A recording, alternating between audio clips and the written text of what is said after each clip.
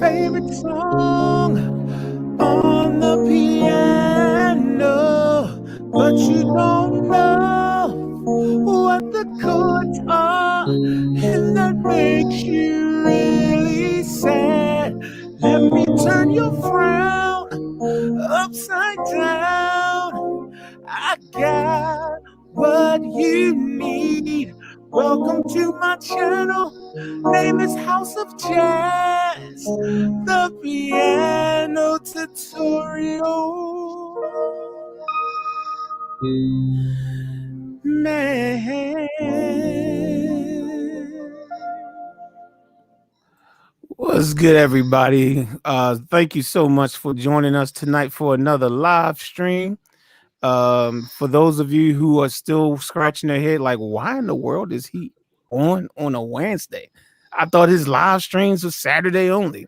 Well, that guy down there that keeps changing his name, Johnny Wishbone, had made a suggestion a couple Saturdays ago and said, man, why everybody's doing these quarantines? Why don't you do some more live streams during the week? And everybody was like, yeah.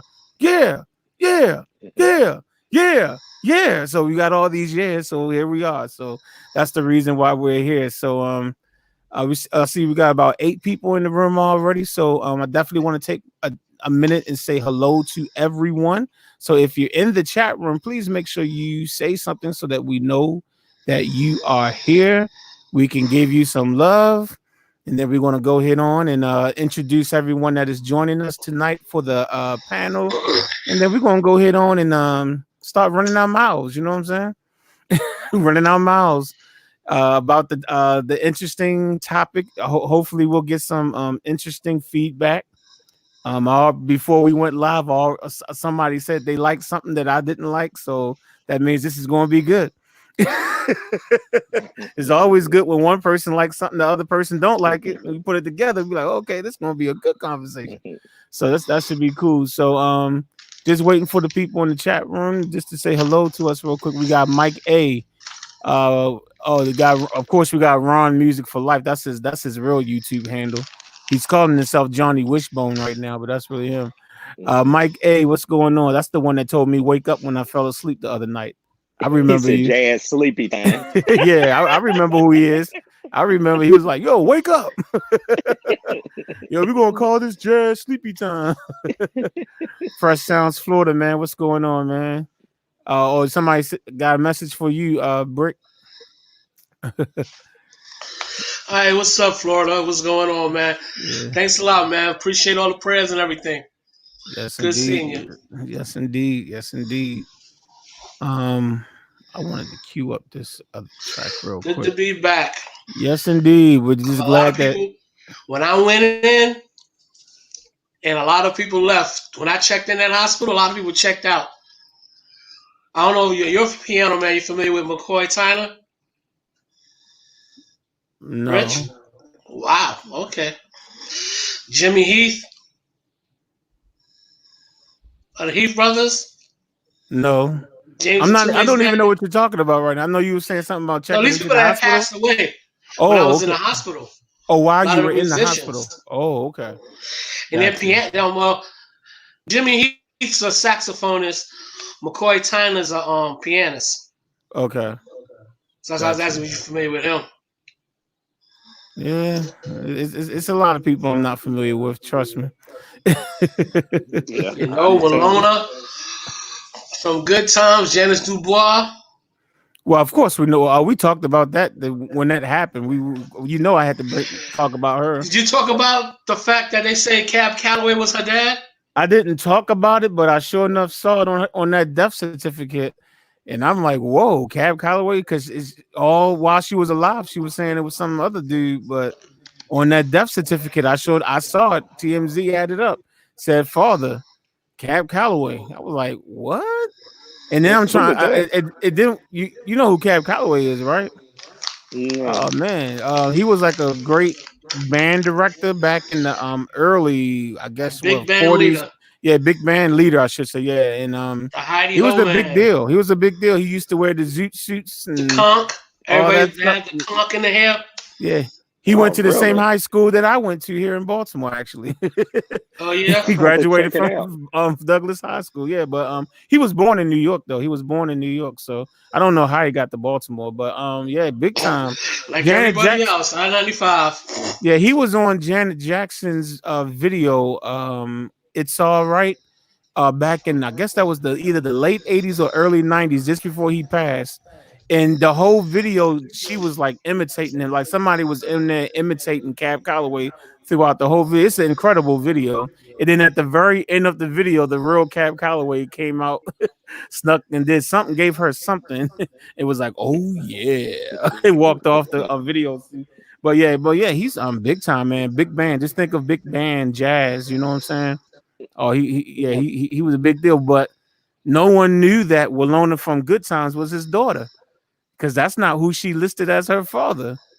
Oh, But okay. I see a picture. Yeah, I don't know him by name, but yeah, I've seen him. Okay. yeah, but according to the death certificate, Cab Calloway was her father. I was like, whoa. Philip Mitchell, what's going on? Antonio Leclerc. Hopefully I pronounced that right. Minnie the Moocher. Oh, I think he's naming some songs. Okay. Yeah, that's Heidi Ho. Right. Yep. So yeah, he's he was a big deal. Definitely a big deal during those times. But yeah, I want to. I'm assuming it was her daughter that filled out the death certificate. So you know what I'm saying. I don't know. I don't think she would put that down by accident, right? Because she sure enough didn't put down the name that she always said was her daddy's name. You know what I'm saying? So, but anyway, yeah, that made me scratch my head like Cab Calloway. But then if you think about what she looked like, especially in her earlier years, and you see, because he smiled a lot, and you see her smiling, it's like, you know what? I think I do see a resemblance. I don't know. Just I'm like, I might see. I might could see her in him. So yeah. One thing I wanted to queue up before we start our discussion. Let me video. see. Yeah, the from the second email that I sent. I'm not gonna play the whole thing because I think I can play at least 7 seconds of it and not get hit by YouTube. I don't know. We'll see. We shall see. We shall see. But I kind of wanted to use this video clip as a starter for this conversation of should secular music be mixed with gospel music, secular beats, and it's that type of music. I definitely want to get everyone's opinion on that. And when I posted this on my Facebook that I was doing this live stream, one of the gentlemen that was on the panel on Saturday with us, Quay McQuitter, he posted on my timeline this video, and it's basically a remake of Never Should Have Made It by my goodness, everyone. Marvin Sapp. Thank you. I'm like, why in the world I don't know his name? Okay, by Marvin Sapp, and I never heard this before. Someone, they took it and when I say urbanized it, yeah, they really urbanized it, and I was like, whoa. I said, if I can bring that into the discussion tonight, so I'm just looking for the oh, here it is. I found it. Okay, let me just get it queued up. And what I'll do is I'll play just a small section of it, and then we'll start our discussion. Let me see. We got Cigar Face. Howdy back to you, Cigar Face. All right. Okay, let me just get past the part where he's saying never would have made it, because I know I'll get a YouTube strike on that part. Let me just go to the remix part. So hopefully everyone out there, you're familiar with the song already. Marvin Sapp, Never Would Have Made It. So just keep that in mind and know that this is supposed to be. Hold up. Okay, hold on. I found the section I want. Hold up.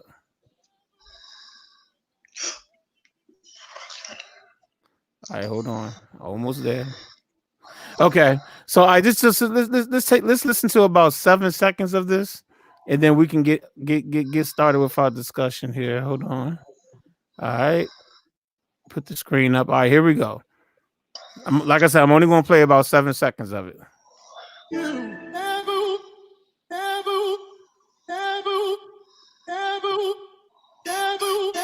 Okay, I'm gonna skip into the song a little bit so you can hear what they're doing with the song now. Hold on.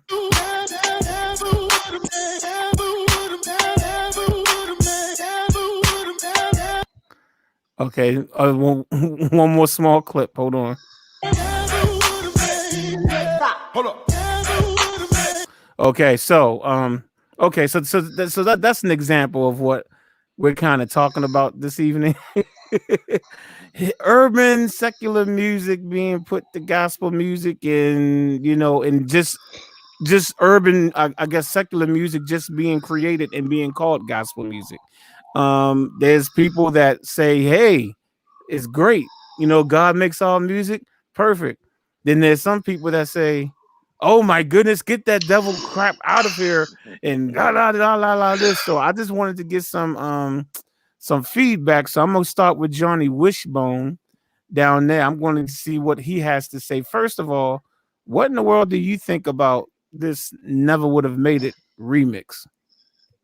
I personally just think it was done in fun. I really don't have a big opinion. I really didn't see anything wrong with it because I mean, gospel music is borrowed from a lot of secular music, blues, jazz, R&B.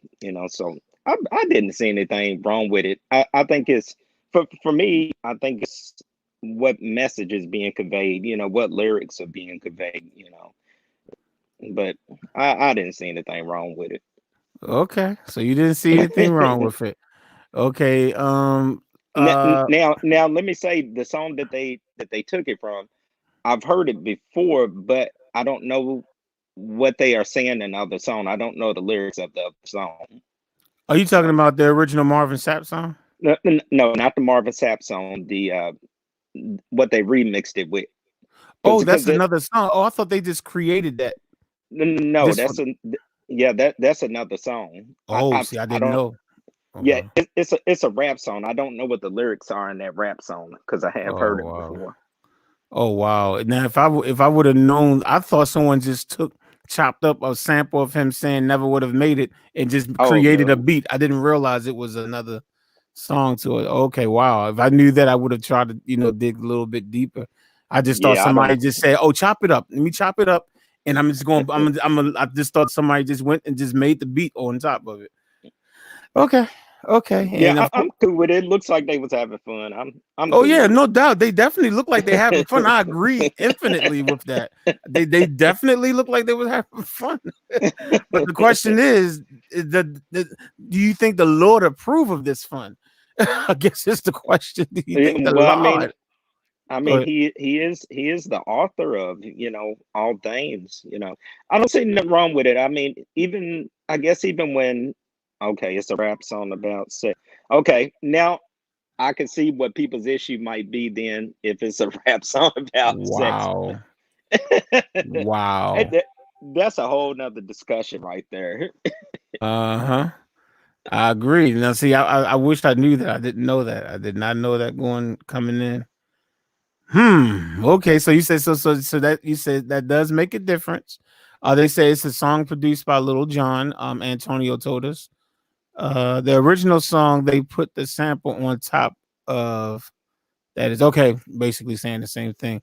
Hey, what's going on, Christopher Ward? Good to see you, man. You late, man. You're supposed to be the first one. You know the rule, man.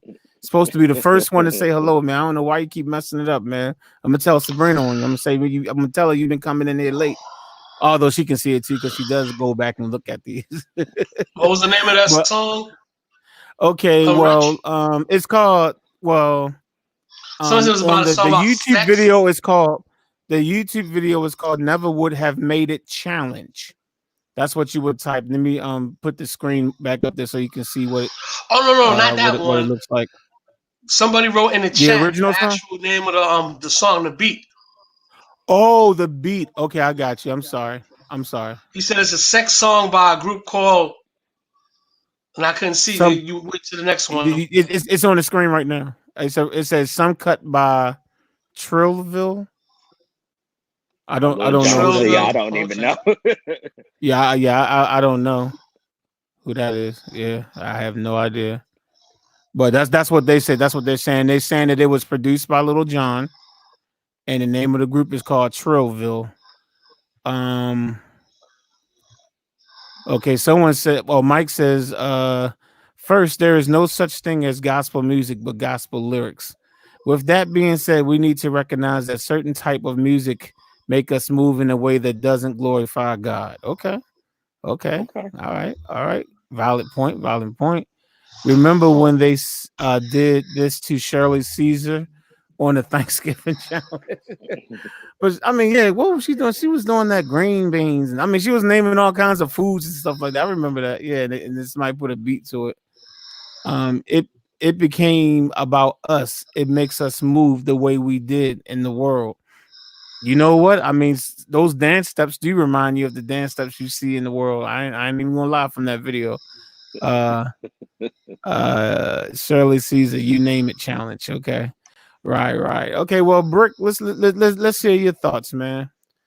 On first of all, that clip that I showed, and your thoughts on the clip, I don't pay that no mind, because everybody's gonna dance how they want to dance. You got praise dancing now. They can consider that praise dancing. I have no idea. But there's nobody that could put a claim on music. Music is just a creation of the universe, period. And you can't, claiming gospel is this and secular is that. It's a real waste of energy. I mean, people might want to claim something as theirs and no one can use it.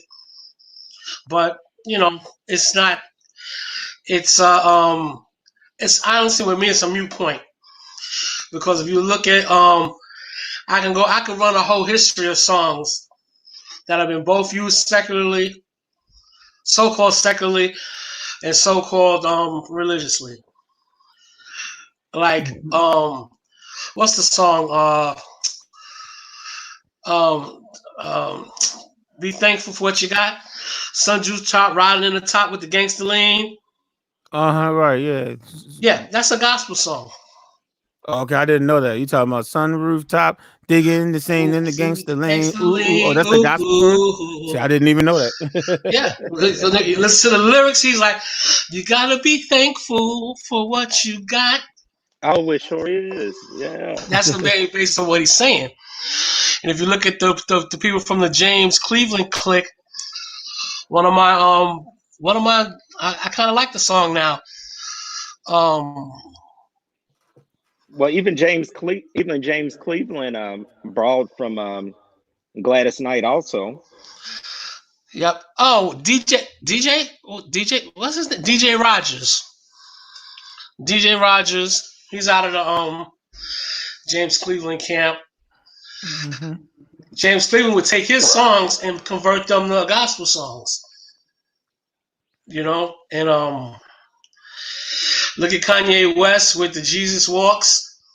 Yeah. Well, yeah. I mean, what do you feel about that song? I mean, some people definitely have strong opinions about Kanye West, even what he's doing now. Right. But even before what he was doing now, you can go back to Jesus Walk.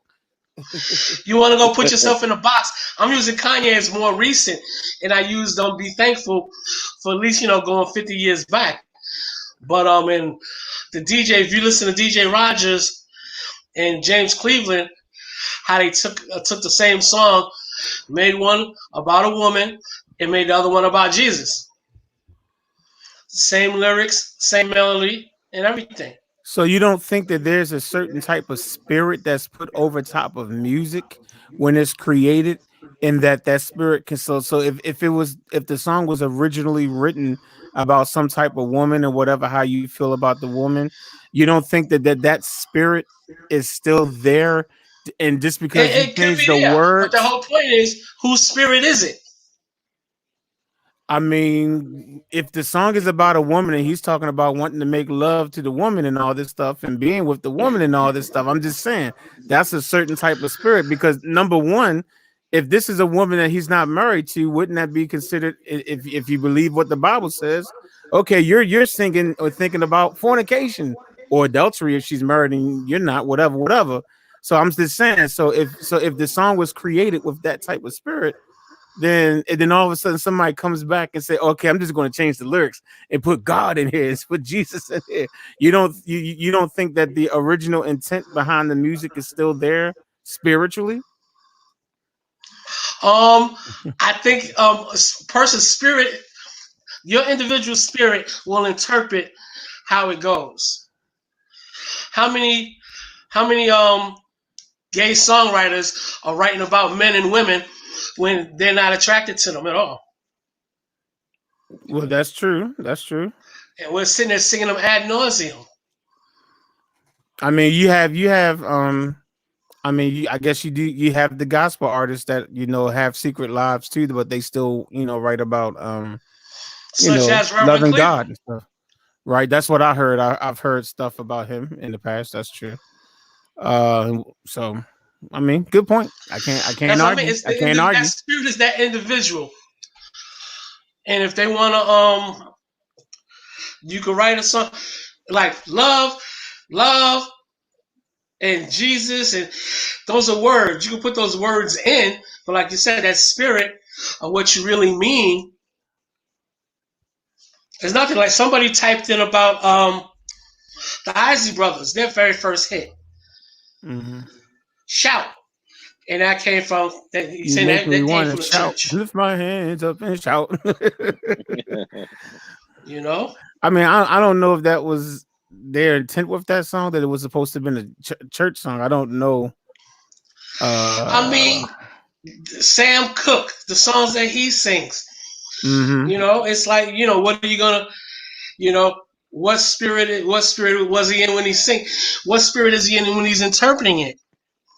Not necessarily even writing it. You can't get into the somebody chopped up a dope beat and they put it with another I never would have made it. Now, I never would have made it can be used about a spouse, a boyfriend, family member, or anything.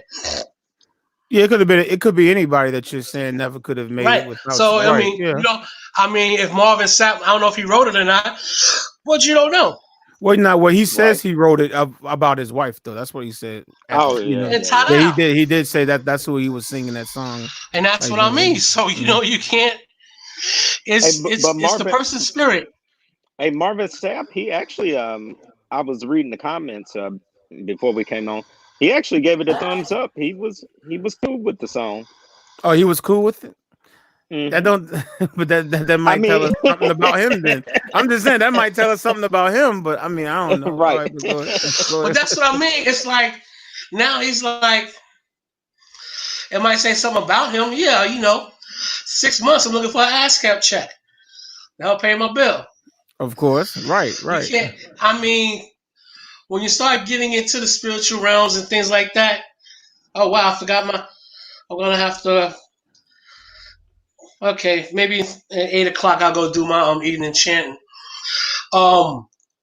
Speaking of which, I looked at the time. I was like, oh shoot, it's past my time for my evening ganyo. Okay. But you have to look at that, and that's another example about if I'm doing ganyo, I'm focusing, I'm chanting, and I'm praying. My roommate, he was running out to go to the store, and he walked and he see me, and he just got quiet. I could hear him stepping like to walk out, and then he heard me chanting and ringing the gong, and he got so quiet I didn't even hear him leave. And I got a loud door. He just was like stopped and just creeped out. Okay. With other times, like other Buddhists of mine, they'll just keep walking and keep on moving. They won't pay that no mind. They won't stop. They go walk out and close the door. Okay. Some people, some of us will interrupt each other right in the middle of chanting and ask a question. Or interrupt people. Okay. We don't think it's anything of being what's the word, sacrilegious that they call it. Because it's an individual thing and how your spirit is going to be in translating it. Now we're doing that over music. Now I'm pretty sure it's going to be the same way, or it has been the same way with the praise dance. Now that video, is that praise dancing that they're doing? They're gonna say yeah. Yeah, they're gonna Everybody's say yeah, and then there's a group of people that's gonna say You're gonna say no. absolutely no, it's no. not. That's what I'm saying. Everybody's trying to make claim of what something is. Everything is always constantly evolving, all the time. They can't. I mean, especially us sitting here as black people in this world. If that was their way, we'd be doggone just train portmen and porters. We go through it now because people try to put people in boxes and tell them what they can be and what their potential is and stuff like that. What is wrong with my computer? Somebody came. Your thing you just muted yourself. Whatever you push it again because you just muted your microphone. Whatever you push it again. There you go. You're back. Okay. Yeah, no, because something's going on because I usually have it that my screen doesn't go black at all until I say so. But now it goes black if I don't touch a key every time. But you can't, like I said, we can't try to put things in a box. The praise dancing. Oh, that's too much. That's too this. That's too that. Everybody's going to interpret everything their way. It goes generationally, culturally, and everything. You know, so-called progressives will be like, "Yo, there's nothing wrong with that." You know, you're gonna be, you know, so-called Christian or so-called Muslim. Somebody just told me something. They said about faith without action is just lost or dead or something. Well, yeah, I I mean, wish I had that quote. Yeah, I mean, it's faith without works is dead or something like that. I think it is. I think that's scripture. That phrase right there. That applies to it at all. That applies to it. Are you out there spreading the word? Are you out there walking the path? And you have to it's not even, we shouldn't even judge. It'll reveal itself at all. Whether you are or you aren't. If you're gonna about that. Like my man Fresh Time says, some things can get sacred. We'll make things sacred, dude. Yeah, that's true. You know, I was reading the comments down there in the section when I was viewing the video, and there was a lot of people that said that, you know, I hadn't been to church in a while. This actually makes me want to go to church. You know, then it was some people that said, you know, I guess a lot of people was, you know, leaving comments, you know, talking about how they wasn't feeling the song, how it was in church like. But then it was a lot of people said, well, this reminds me of why I don't go to church because of, you know, comments, you know, like that. So, you know, I get it. I don't know. For me, I just don't think it's to be read that deep into for real. Like I said, I don't know what the rap lyrics are, you know, but you know, well, I don't know. They Like said it has something to do with powerful. sex or something, so I don't know. Yeah, I might have to Google that. But I mean, music is music. I mean, even with Thomas Dorsey, I mean, he was Father of what, a gospel blues. music, huh? Yeah, he was a blues musician, or he was the Kurt Franklin of his time. You know, Right. you remember when Kurt Franklin came out? I know Oh, me as a yeah. musician. For I those had of you who think that gospel music has Right. gone too far, you think we got too radical with our message? Well, you ain't heard nothing yet. Nothing. Yeah. I mean, even I had a pastor when he first came out told me he would not be playing no Kurt Franklin in his church. You know, I heard that. I heard that.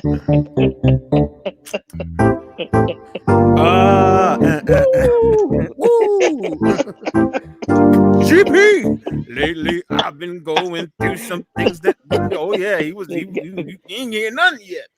But speaking of not hearing nothing yet, we haven't heard nothing from Schroeder up there. Oh, hold on, before you move on to that. You remember Kurt Franklin also borrowed from George P. Funk and all them, right? well, also, what's the Bill Withers song? Lovely Day. Yeah, Lovely Day. He sure did. Yep. Mm-hmm. Yeah, You're he right. redone that. Yep. That's true. All right. What about Lovely Day? Kurt Franklin used that. Kurt Franklin used it. Oh yeah, he has a song called "Lovely Day." He sure enough does. Yes, he does. With I mean, he took the whole it's Bill the Withers same thing music. and redid it. It basically, yeah, it's basically the Bill Withers song, but he changed the lyrics up just a little bit, whatever. I can't remember how much he changed the music, but the melody is the same. The melody is all the same. The But hook Bill is Withers, that's matter of fact, that song comes off more spiritual than anything. Yeah, but let me hear what D has to say. She hasn't had a chance to say anything yet. So D, what's your thoughts? Um, um, wow. I mean, But I don't D, even you had know a lot. what You to had a say. lot of time to think about it. Come on now. And the whole time I'm still baffled. I mean, because in our group, we have took the Isley brother, Atlantis, and made it into a gospel song, Come Back to You. And we took Temptation song, Just My Imagination, and turned it into Salvation. Wow. Just my salvation. Is that what y'all Once did? again. Yeah, we did that. I'm sorry. So I mean, we actually took a lot of songs and made it gospel. I just haven't really heard a lot of people to take a gospel song and made it into a hip hop song. Okay. Well, they do it. They do it all the time, especially in 70s, 80s, 90s R&B music. They brought Yeah, a lot of gospel kind of like riffs. Ray Yep. Charles. And I got to think about Ray Charles. And, he took. Oh yeah, he definitely did that. Yeah. Yeah, I mean, even when jazz is playing right now, a Yeah, that's quartet just my group will imagination. take that. It was just my salvation. We say, I thank the Lord Running away for from my me. salvation. It was just my salvation. We don't sing it like that. Away from It's different from that one. every night on my knees I pray. No, we don't say that one either. We Dear change Lord, all of that around. hear Actually, my plea. You never think you love from me, or I was. Okay, I'm sorry. You stop. I'm sorry. I was getting. so and I took. I want to hear the verse. I actually rewrote to dun, dun, what is that song? It's all right, and made that gospel. It's all right to praise yeah. the Lord. It's Curtis all right. Mayfield. Oh, it's all right. Okay. So yeah, I took that and rewrote that and made that gospel. So I want to hear the. I want to hear how did you rewrite the lyrics to Just My Imagination though? Like how did you Yeah, write? what's the lyrics for I that? just want to hear the hook. Like how did the hook go when you rewrote? we just put I just went a total blank. Whatever. I'm fascinated now. Like I want to hear what you did. I thank the Lord for my salvation Okay. and washing away my sins. Okay. Oh, okay. All right. Okay. He's my strength and I praise him with everything deep within.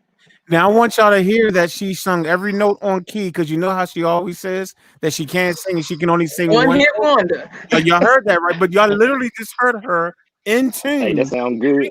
Right? In tune. Okay, just remember that next time she keep acting like she can't sing. Okay, but okay. Wow, I actually that was cool. That's what I was trying to figure out. How in the world did you take that song and do that? But anyway, so basically, what you're saying, D, that you don't see any problem with doing that type of stuff, taking the R&B song and just changing the words and saying, just slap this on there and be like, okay, here we go, it's gospel now. You don't have Now, issue. on that every night, if we went every night on my knees I pray, dear Lord, hear my plea. Don't ever, never take your love away from me, or I will surely die. Yeah. So you're saying that you don't have a problem, D? Was my question. So you're saying you don't have an issue? No. Oh, okay. Mm. I just don't really get into the hip hop thing, really. So I guess it's whatever float anybody boat, I guess. Yeah. I mean, I'm with you on that. I mean, it didn't bother me. Now, if you was gonna do something like it in church, I mean, I would take into account what type of church setting I'm in, the members, you know, Don't go if into a I'm CCM church singing just my or, man. what not even that song, the never would have made it, The I remix. wouldn't. Yeah, I wouldn't do the remix with a congregation that's full of 70, 60, No. 80-year olds because it wouldn't make any sense in that environment. And they definitely would not like that. No. They gonna take that beautiful that song and they just mess that song up. They should be shaming themselves. I might need to It would pull it that would definitely take down them out of their and whip worship, their tails. because a lot of them people Blasphemy. listen to it as far as things that they have went through in life that they never thought that they would never make it out of it. So, I guess it depends on the person. And I don't know. And then I believe that, I don't know, when you take something, as long as God is getting the glory, out of it, like I said, it, I think it's all about the lyrics for me. You know what I'm saying? What message is being conveyed? Now, we could say that when the song was originally written, I'm sure the person that sit down at their what is it, their Fruity Loop studio, I'm sure they didn't know what type of lyrics was gonna go to that right off the bat. You know, Mhm. they might have had a whole different idea of lyrics. True. So, excuse me. Bev T said that they took celebrate the Lord. Come on. Dun, dun, dun, dun, dun, dun, dun, dun. I'll tell you, and my good. I wrote Back in the House of God, Back in Stride Again by Jeffrey Osborne. What's going on, first of all, Mr. Dotson, man? I saw you finally put up a new video, man. You sounding good on that joint, man. Got yourself that Mod X keyboard. I noticed that, by the way. So you said you wrote Back in the House of God, Back in Stride Again by Jeffrey Osborne. So is it safe to say that you don't, I'm assuming, since you said you did that, you don't have any issues with taking a song that was secular and making it Christian? I know the topic was supposed to have been hip hop, but I mean, let's just say secular. If we just say secular, okay. So you don't have an issue with that either, Mr. Dotson. I don't know where while I'm waiting for his response, I don't know where I stand. I tend to want to stand. I mean, I understand music. I guess music is music. I get it. I get it. There's only 12 different notes. In music, I get it. You know what I'm saying? And it could be arranged um any kind of way. Uh but I don't know. To me, it just seems there's a lot of power behind music. Okay. All right. So let's go back to when the chief musician and the best musician was Lucifer, right? And Right. everything, and and all the pride that he had and everything, and how it caused him to fall and Right. fall from it and everything. And I'm sure part of that pride was the fact that he could make beautiful music. You know what I'm saying? The music and everything. I'm sure that was part of the pride that he had. And then of course he wanted to be bigger and better than God and all that stuff. And I'm Right. and I'm like, there's a spirit that the music is definitely a spirit behind it. It can either be a good spirit, it could be a negative spirit. And I think True. music is more powerful than people tend to give credit. You know what I'm saying? It's way more powerful than people actually realize sometimes, I think. And so even though there's only 12 different notes, I get it. You know, there's only 12 different notes, and then you can flat and make them sharp, make them flat, whatever, whatever. No. 1, 2, 3, 4, 5, 6, 7, 8, 9, 10, 11, 12. Yeah, I was right. 12, even though you got 12 different notes and you can use the same chord, but it's like the intent of the original music. If the music was created with some type of spirit, anyone that tries to tell you that music is not spiritual definitely don't understand how music works. I Because agree. music definitely sets the tone. No matter, I don't care if you're going into the elevator. Back in the day, you used to have elevator music. You know, I mean, it's like whatever the music is music is always used to set the tone. That's why back in the days, our old television shows had great theme songs. You know what I'm saying? If you think about it, those shows back in the 70s and 80s, we can sit here and sing some of those songs right now. And those songs just get you excited and get you ready for the episode. You know what I'm saying? You know, your song Good Times, come on, good times, anytime.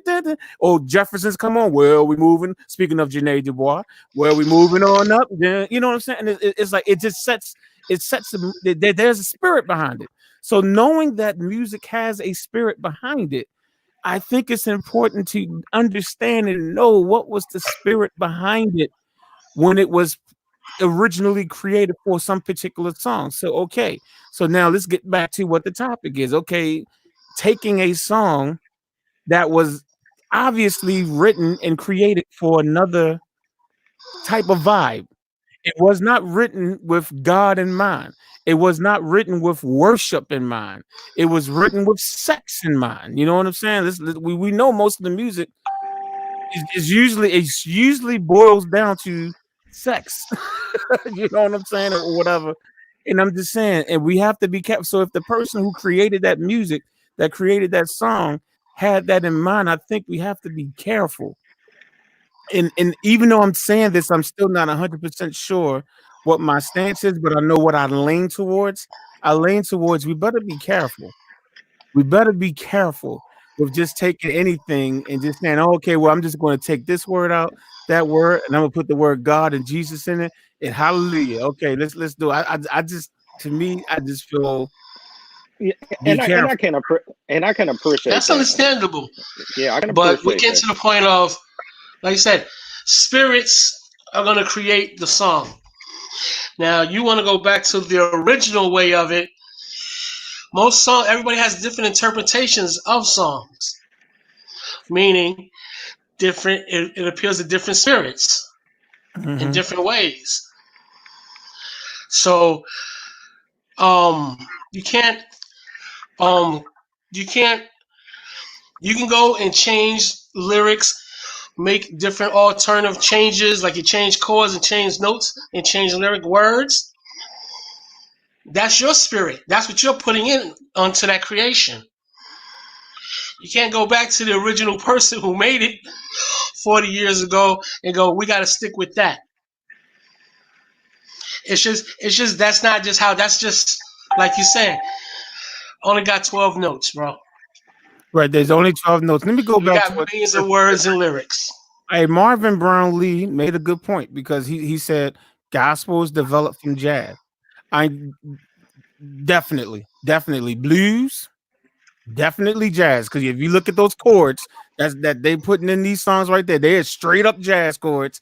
Yep. And even Ron and I, they're like, what in the world? We don't even know these songs are getting harder and harder to play now. You know what I'm saying? We just mentioned that the other week, man. They're getting harder and harder. Even I'm like, what? What in the world? I'm like, what chord is this? I'm sitting here looking at my fingers like I don't even know what. Usually I know what I'm playing. When I play a chord, I can tell you what I'm playing. But with those new songs, sometimes I'm just like, I'll have to literally sit down and say, hold up, let me see, hold up. So that's a flat 5 over here. Looks like the 9 is sharp. Okay, the 11 is augmented. I mean, it's crazy, right? So Yeah, it It's is. diminished. Yeah, you go to a Barry Harris class and you're like, whoa, okay. right. You know how many choir directors go to Barry Harris's workshop? Right. So, but let me say this concerning the fact that yeah, it was developed from jazz. I'm not necessarily talking about the genre.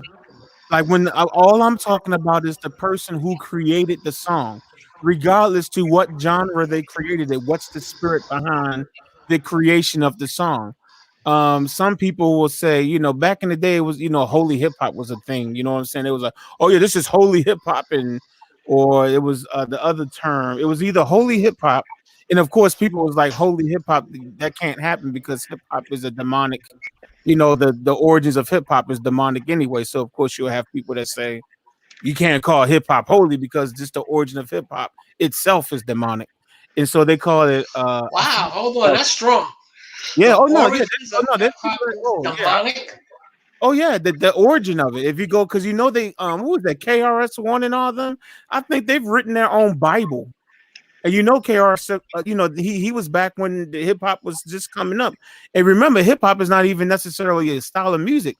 It's a culture. It's a way of living. Yeah. And music is a part of it, but it's not just that. It's a whole thing. So people are saying that, you Well, know, I mean, that whole I'm thing. trying to figure out how it's become They have their own demonic. Bible. Like hip hop. You look at the origins of hip hop and what it came out of.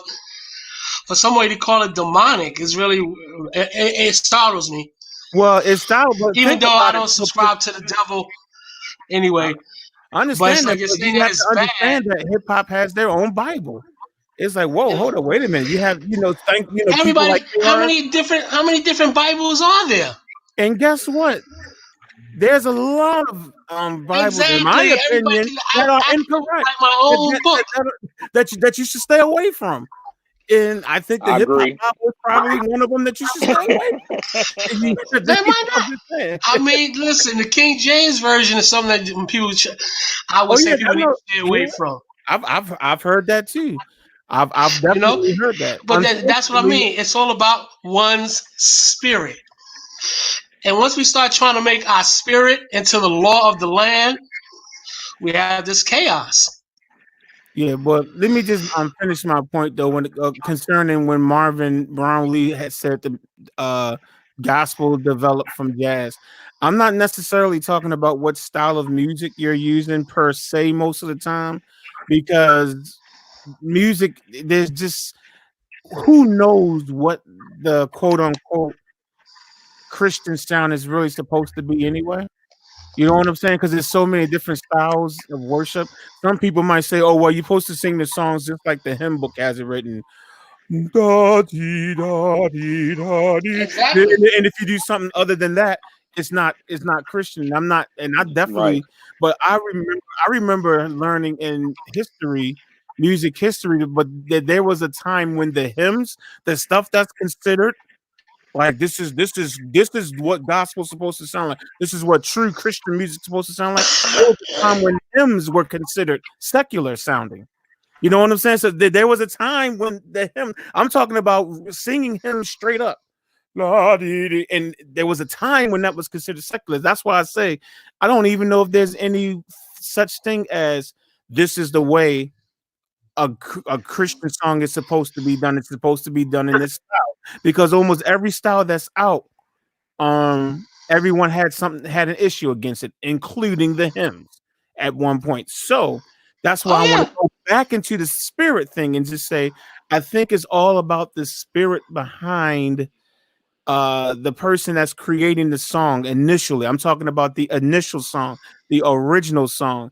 I'm thinking if you're going and you starting to use a song that was already created and there was already a different type of spirit, it was already a different type of vibe behind the creation of that song, you better be careful, because music is very powerful and it's very spiritual, whether it's good spiritual or bad spiritual, demonic spiritually or whatever, heavily spiritual or spiritual. It's definitely some spirits, okay? And that's how I lean. I lean towards that. I don't necessarily lean towards the style, the genre, the way it sounds like. You know what I'm saying? Okay. Only because every genre has been called secular and evil, including the hymns at one point. Yeah. Including I'm sure Fanny Crosby wouldn't like the way that we done flipped What a Fellowship. Oh yeah, I mean, yeah, the Black church has flipped a lot of Fanny Crosby songs. Man, what? You gotta understand. The way she wrote it was what What When we go back to the history, there's always repercussions. It was waiting punishment. on the everlasting arms. What you know what? I'm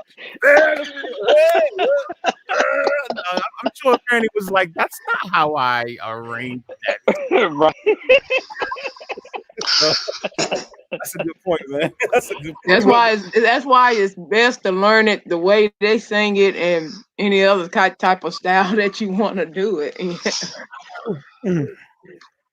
Wow. I don't And want wish to. he was. And wish he was a good songwriter. Yeah, wonderful songs, man. I don't want nobody saying I got the Rona because I'm coughing. I have heart congestion failure. Okay, I've been diagnosed with that, and I had fluid in my lungs today. Trust me, because I was out and about, and I could feel the fluid shaking in my lungs. So I took my diuretic, and my lungs are coming out. So please don't say, "Oh, he got the." No, I don't. It don't make no difference whether you got it or not. You got to take care of yourself. I know Everybody that's acting like the reason got- why I took my diuretic and everything. I've been, using and it's coming out. So when that happens, I do cough to get, that's just the way that. So I don't want nobody saying, "Oh, yo, he got it." I'm telling you. And if I you know got Why it, to what? his last A without lot of us strain. might have it. A lot of us might have it, but we ain't. No one's going to get tested. No one's. And you can transfer it to people, and you be in perfect health. But the person you transfer it to, like you and me, that got compromised immune systems we could get real sick I from it. I agree with Fresh Florida Sounds. Okay, let me see Um, what when he said this right here. yeah, Okay. I agree with that. Also, it's another. I don't know if it's a guy or girl, but said they do reggae worship in Jamaica. Now, I have seen different forms of worship in other countries that that But that's the sound of that country. You know what I'm saying? So who are we yeah, in this that's true. country to say, who are we in this country to say That's that, true. oh, that's wrong? Because and it's like, wait a minute, but that's how they do music over there. Music is not about the actual genre, the sound of it. It's all about Gotcha. spirit. I mean, and I could be totally wrong. I got But you. Hey, I got you. I'm just telling you what my thoughts are. But yeah. Yeah, Now, that makes sense. first of all, you're right. When you go to other different countries, and I have seen the reggae do it, and I mean they be getting down. They really do. And I'd be like, hey, they really do enjoy themselves. Second of all, Richard, you know better than leave out the house without a mask. That's why I'm done getting on you.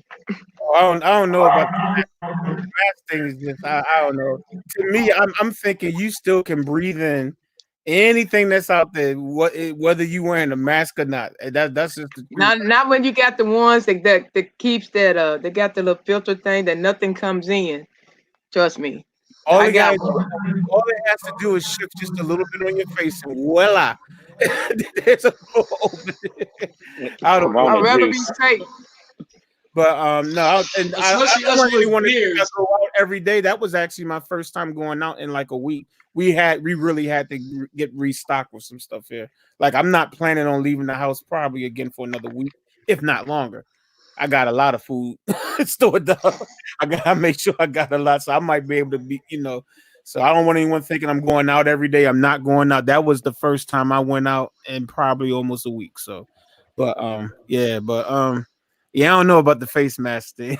I know that's kind of jumping another subject, but I don't know. That's I'll gonna leave let you that. know. I'm gonna leave that I'd rather alone. be safe than sorry. So.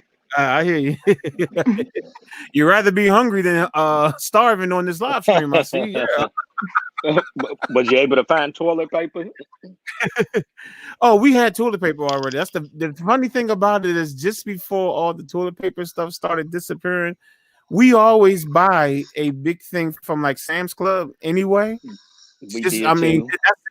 that's what we do. That's just what we do. We literally had just bought a pack because we were running low. This is before the reports of the toilet paper. Maybe not even a full week, so we already have it. So no, Yeah, it's and, music and behind it. we done the same, and we done the same. It was so funny because we done the same thing. I Right, looked, I said, man, I said, we right. already I'm glad we prepared, got that toilet paper. and we was already stocked up on food. So I was like, okay, Mhm. bring it on. I heard that, man. Some Mike A had asked in the chat. He asked if I could heal myself from heart failure.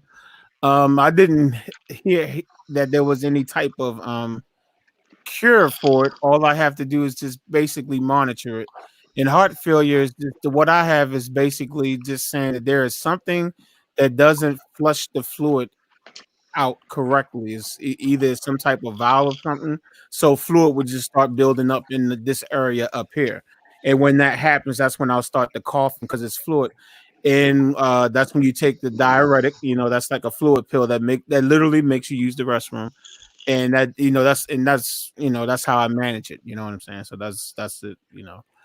Just to answer. Yeah, I take a Just want to answer your question. yeah, I take a water pill and that stuff. Woo, Yeah, that's what it is. That's what it is. That's what a diuretic is. A water pill. Yeah, fluid pill. That's what I have to take. Yeah. woo. Then you use the bathroom for a couple hours and then you feel better. So, but I know when I forgot to take it because I ain't going like every 5 minutes. yeah, right. That's the pill. That's finally. It's like I know I'm going to have to shut my camera off before this live is over with to go use the. I already know it because I can feel it coming now. That stuff's still working in me, but it's all good. But anyway, but back to the music. We didn't come on here to talk about fluid pills. We're talking about Christ. See how the devil's trying to make us change. Nah, I mean, y'all two started talking about it. I'm sitting there just nodding my head in agreement. I'm like, all that running to the bathroom. I'm like, yo, I'm I like would putting out definitely a. have to go unless we're getting ready to get off in the next 5 minutes. I'll definitely be shut. You'll see my camera cut off. Don't worry about it. I'm cool. I'm just going to use the restroom. I'll be good. But yeah, that's my opinion though with the music. I really think it's just the spirit behind the original creation. I don't think it's fair for us to just say that because in another country their music has a different vibe. So That's okay, true. your music is different from our vibe here, so you're wrong because they can look at us and say, "Well, your music is different from our vibe." So you're wrong, and it's just like music in general is very universal. You know what I'm saying? So that's why I say it's more about the spirit, and That's true. that's I, my. It's more about the spirit and the intent behind the creation of the song. Once the song has been created, and that spirit is put into that song, be careful. Be careful. That's all I'm saying. Be Yeah. careful. And definitely be careful if someone's taking a Christian song, a song that was originally written to worship Christ, and then you want to take it and do what like Ray Charles did and take gospel music and try to make it secular. You definitely need to be careful of that too, because I think there's some consequences for that too. And if y'all seen the movie Ray, you saw he went through a lot of he went through some things when he was taking gospel music and making it sacrilegious and all that stuff. Yeah, he So did. I think it works both ways.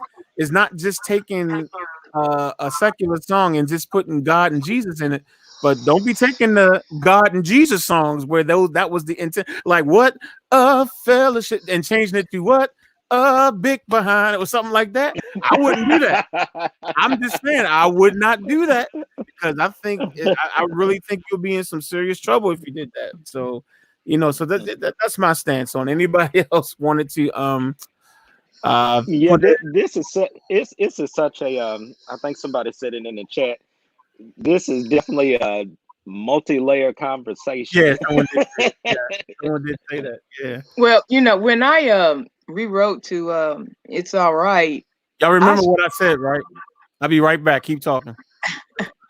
I struggled with that for years, and it's like the Lord was speaking to me. I was like, no, I ain't gonna do that because that was secular. I mean, not worldly, and I was like, I ain't gonna do that. But it was just like the Lord was like, just you need to write this, and I just kept ignoring it and ignoring it. And it was just like he would kept sending me little signs, this, that, and this. And then when I actually sat down to do it, it just started coming naturally.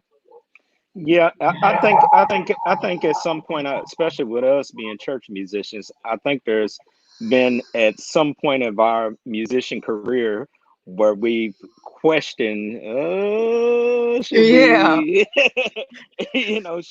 should we not? I think at some point we've all questioned that, but again, for me, it's about it's about the lyrics on what you're trying to convey. At least it is, for right. me.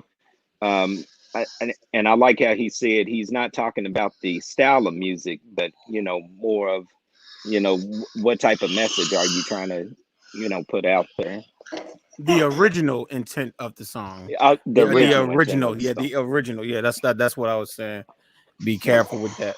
So And when I looked at it, I was like, it's all right. We can have a good time anywhere. You can have a good time at church too.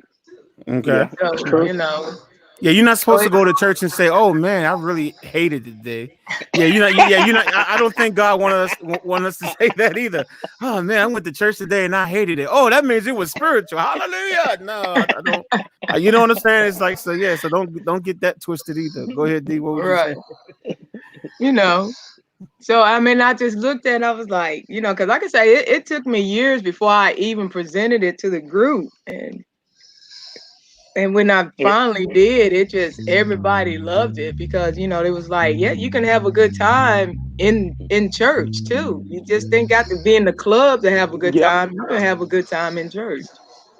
yep. That's very true. Yeah, that's definitely gospel quartet. Yeah, it is. That really is. That really is. That style right there. That's definitely quartet music. Who wrote that one? I think that wasn't Smokey. That was the other dude that wrote the second. What's his name? It was once Smokey stopped writing their songs. It was another dude that started writing all their songs.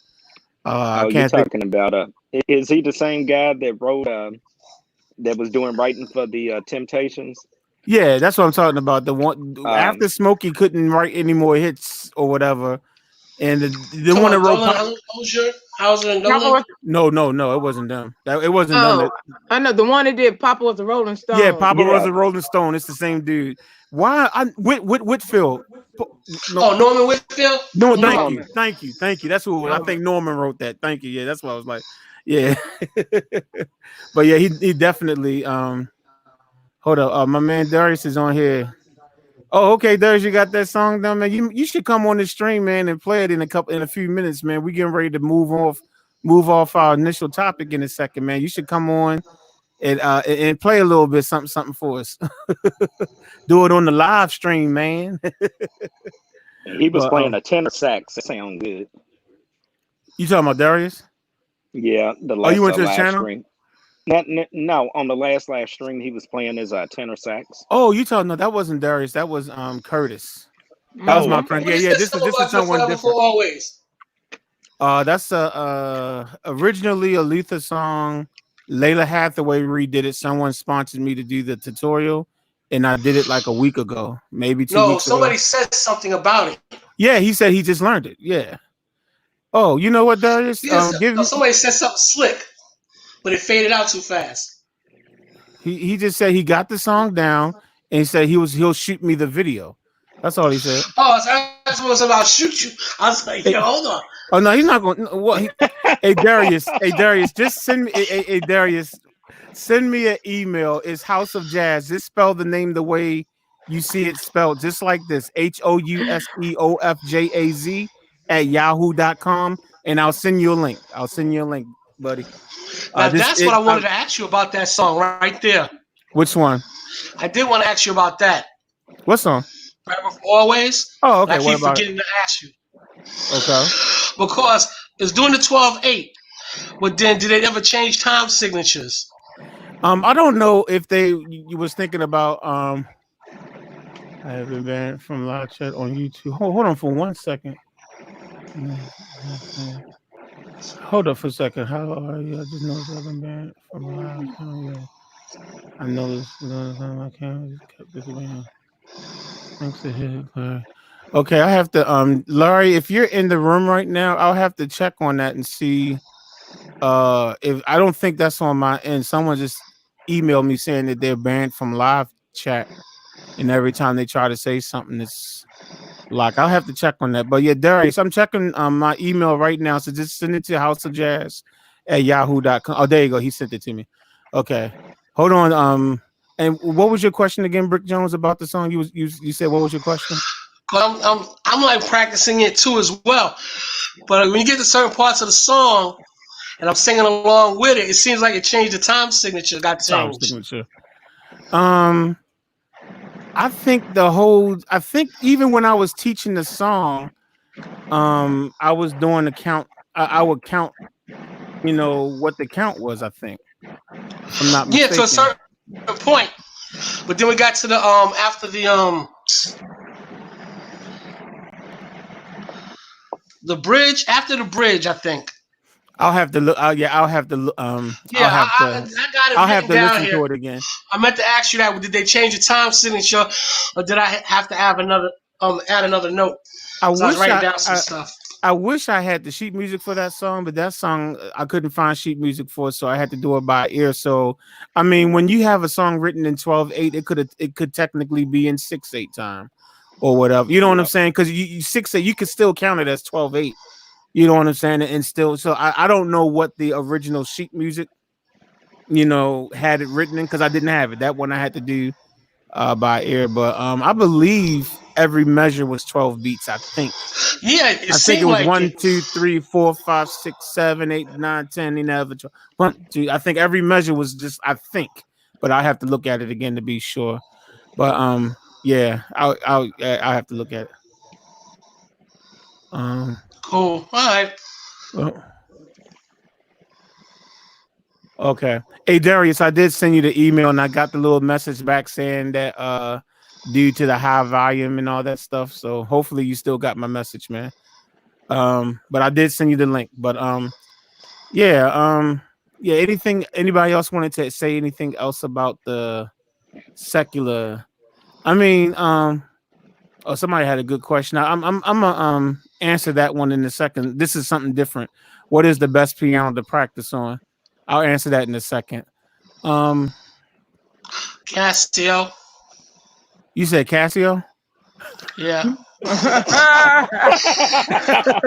Any Casio keyboard would do. Anybody up again. Yeah. If there's anybody listening to that, please, we're just joking around right now. I mean, there is a type of Casio that you could use that I think would still be okay, but it's like it has to be like the digital piano with the weighted keys. But that was an inside joke for those that might be new to the stream. And then also Williams is real good. They running a sale where's Sabrina? All right, I need now, Sabrina. See, where is Sabrina, man? Oh man, I don't even think she's in the chat, man. Rich, how's your cousin? I guess he's cool. He came up on. He was on the stream a little bit on Saturday. Okay. But he didn't really talk too much. But he did come on the panel. I heard his voice for a couple of seconds, and then I think I asked him something. He didn't respond, which is typical. He'll come on and then, right. and then he disappears. Pretty typical. What's going on, Dr. Cooks? Can you hear me okay, man? What is this, man? We trying to be like you when we grow up, man. What's going on, man? Oh my God. I ain't never seen nothing like this before. What you talking about? This all fancy? Oh man, this ain't look, man. You could do this for free. You can get 20 hours for free using this same website.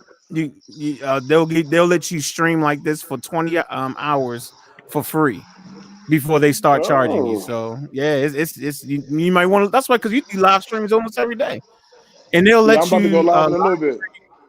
Yeah, they'll let you live stream on Facebook and YouTube simultaneously with just one device. So but it has to be a computer, though. I think it has to be like a computer to do it. But anyway. So, ladies and gentlemen, this is Darius Cook. Some of y'all may know who he is. Some of you may not know who he is. But what he is right now is a musician. Y'all might know him as a chef. No, a world-class chef and everything. Food Network, all that good stuff. Forget about all that. Right now, he's a musician that went out and bought himself a grand piano. I'm not talking about keyboard. He actually bought himself a grand piano. And he has been learning songs from the channel. There you go. See, look at that. See, look at that. I'm jealous. I'm jealous. Look at that beautiful piano. Look at that. Look at that. Ooh. I did. I bought a. Woo. I did. I bought a piano. Whoa, cooking pays, baby. Cooking pays. I know, right? Oh, there goes Sabrina right there. Y'all better scoot over and make room for. Well, come on the panel then, Sabrina. You can come on. Come on. We still look. There's only 5 of us on. You can come on. So you wanted to play a little bit for us, Darius? Because I know you said you're getting ready to go live on your thing in a second, right? No, she's I talking want to about play. Nah, y'all for real musicians. I'm a bootleg musician. Man, all of us are bootlegs, man. Come on, you can play. You got that right. For us, man. Come on, man. Right. Come on, man. You said you got the song down. We want to hear what you got, man. Come on, man. We Don't already say know you got the song and then punk out. We already know you can cook. That's why you getting ready to go live right now and cook something live. We already know that. Cooking I got. Cooking I got. Right. I want people to know that you've been learning how to play the piano from this channel. I know you have a personal, piano instructor too, but I want them to hear. It could be that or what's that song you played? The first one you did, was it the Anita? No, what was the first song you learned from me? Yeah, Anita Baker. Yeah, it could be that one. I just played 3 chords, the first one man. The first one I learned from you was Luther Vandross. Oh, right. Wait for Love. Wait for love. Was, Yeah. Go ahead, play it. Let me see. I'm gonna zoom in on you. Go ahead. Zoom in on you. Wait, hold on. I was nervous, man.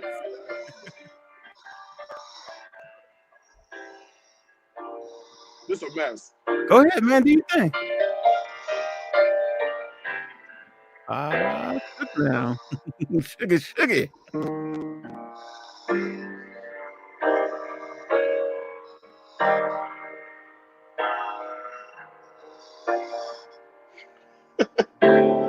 There you go. Where y'all go? Oh, we just looking at you. We still here.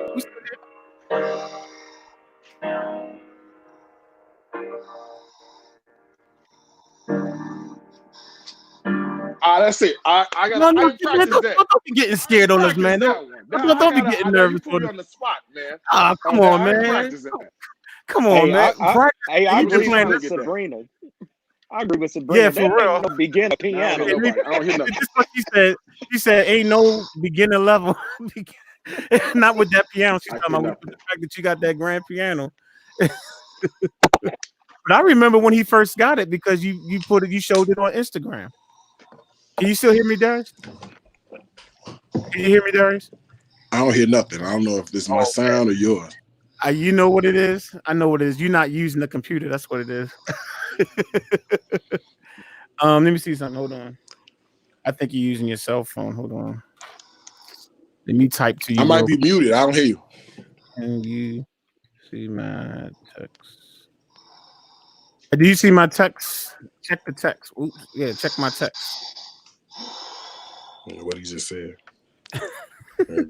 I know that's what it is. I guarantee you. I think he's on his Apple device. I'm serious.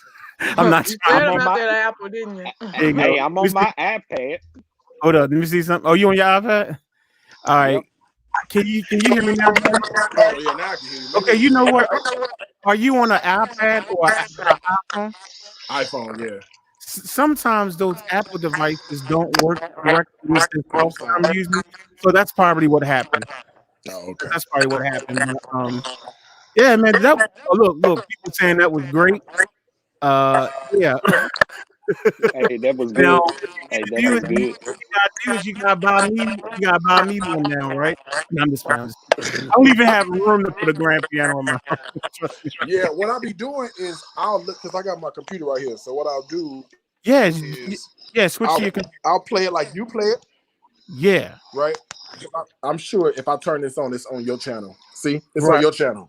See what I'm saying? You're always looking at something. You're learning a new song, right? Yeah, so I'm trying to get it like you be getting it, and then I'll be trying to play it. So I got my notebook where I done wrote down the chords. Gotcha.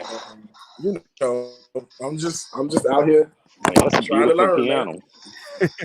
Hey, put your earbuds back in. Oh yeah, because we're hearing the feedback. But hey Darius, if you use your laptop to come on StreamYard, you won't have any issues as long as you use the Gotcha. Chrome browser. If you use that, you won't. You'll be on the whole time with no issues. Well, So I if won't that be happens, doing this that often. This is for y'all. I'm not good at this. This oh, y'all thing. man, I'm come just on, man, bootlegging. come on. But okay, well, before you go, what time you going live? What time you gotta go? What I'm about time to you get ready. going? I'm about to get ready in a little bit. Okay, well, before you go live, let's hear this. You said you got the new song down, right?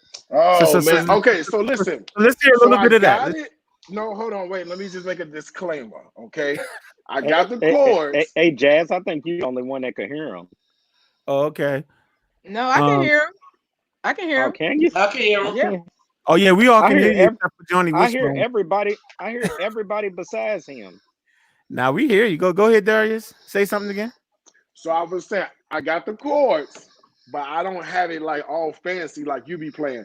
Because when you play it, you don't like you be doing those little fill-in notes. You don't tell Right. us what those are.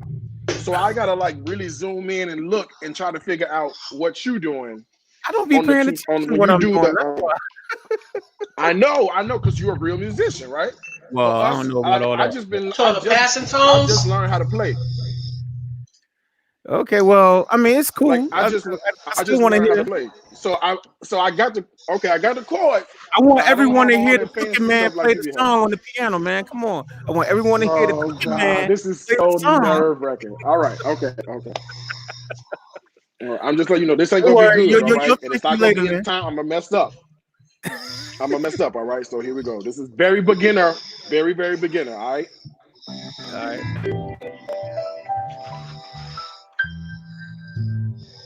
Right? Here you go.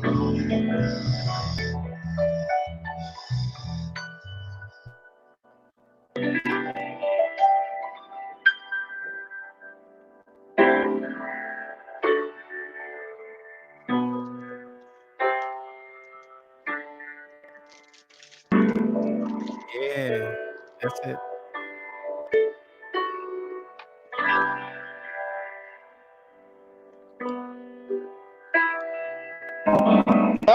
Wait, hold on. I got nervous. It's all good. I can do it.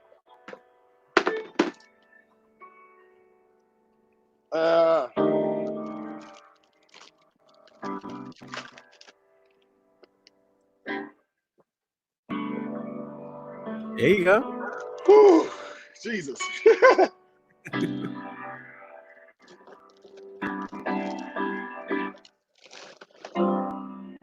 Yep.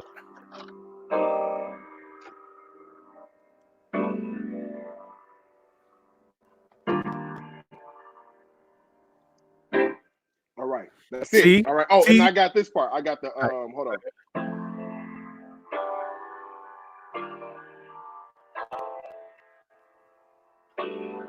Right. That That's like part. the little So breeze. that's That's like basically the whole song. yeah, that was basically it, man. Can you But hear me? Can you I still don't hear have me? it perfected like you have it yet. Can you still hear me? I just want to I make lost sure. the sound again. I don't Okay. hear you no more. Let me hold Oh, on. Let me redo it. yeah. Yeah. That was pretty good. Yeah, and this man is known for cooking, right? I wish I could have heard it. I could hear everybody else besides him. That was weird. He's coming back in now. Maybe you might be able to hear it now. Okay, All right, can I you can hear me you now? Yeah. Okay, yeah. Like, yeah, next I time you can come hear on him the now. Do live, it from the computer. which needs to be real soon. I need you to come back on and show us what you can do. Just use your laptop. But yo, that was good, man. That was good. People saying nice. Hold up, let me see. We got William saying sounds good. 112 DZ saying nice. You played. Oh, it says you played through your nerves. You got this. Okay, see, you know what I'm saying? This is what we do on this channel, man. Don't be scared to come up on here. We don't. Yeah, it's We very nerve-wracking. This is we my all first time learn. doing this. I don't really play like in front of, you know what I'm saying? Like you're saying what I do. Well, you know what? You need to change that, bro. I'm more live stream. Maybe not as much. I don't have as many people following me that follow you, but we got a small community, and you need to come on and go ahead and get used to it. You know what I'm saying? Yeah, Right, but I do do your everything you thing. say. Don't be scared. Yeah, don't be scared. Yeah, but I'm nervous. Yeah, I'm doing everything you say do. So I'm taking your lessons and I'm watching what you're doing and I'm learning.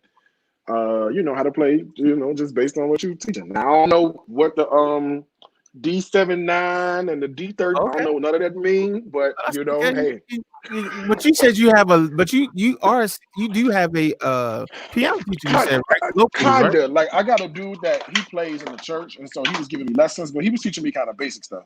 And he Okay. don't really know. Like I'm a lover of like old school R&B, you know. Okay. And he younger than me. He's only 30. I'm 38. And so he grew up in the church, so he know all church stuff. You know, you do Tasha Cobbs and you know Donald Lawrence. He can play all that with no problem. Right. You know, you talk about the whispers or the stylistics, he'll be like, "What? Who was Right. that?" And that's the good thing about my channel that a lot of people like is the fact that I focus mostly on the old R&B stuff and all that stuff. Yeah. So like, and I learned like Anita Baker song from watching you. I started learning, but I skipped it. I'm gonna go back to. I started learning. Can We Talk? Didn't you say you were supposed to be working on Can We Talk by Yeah, Tevin I was supposed to be working on, but I skipped it because I got a friend who sings, and she was coming to visit me, and she's a nice alto voice, and so I wanted to learn Sweet Love by Anita Baker, so I can get that down pat before she got here. So she came down and we sang it and recorded and all. That's the one I tagged you in. Right, yeah, I remember when you tagged me on that one. Yeah. So you know, I'm learning it based on just watching the channel. Well, it's a lot of people that come through here and tell me that it's amazing just finding all the people that's been learning. So that's just great. I'm just glad the channel is helping people, man. Even the cooking, man. I sit down, I walk past it, I sit down, an hour a day, 30 minutes a day. I come sit down and try to peck a song out till I get it, till it sound right. Put it on, I post a little Instagram story or something, Right. That's all just something I'm doing in my spare time. You know what I mean? Right. Yeah. Just keep it going, man. It'll come with time. And so you're not really learning scales and all that stuff, like in the chord. So the crazy part is I know I can play all the scales, right? I know all that. I knew all that. When it comes to like some of those like crazy jazz scales, I don't even be paying attention to half of those things. That stuff, I don't know all that. But if you I don't know all that either. I'm gonna be honest with you. Not all the jazz stuff. No, I don't know all that.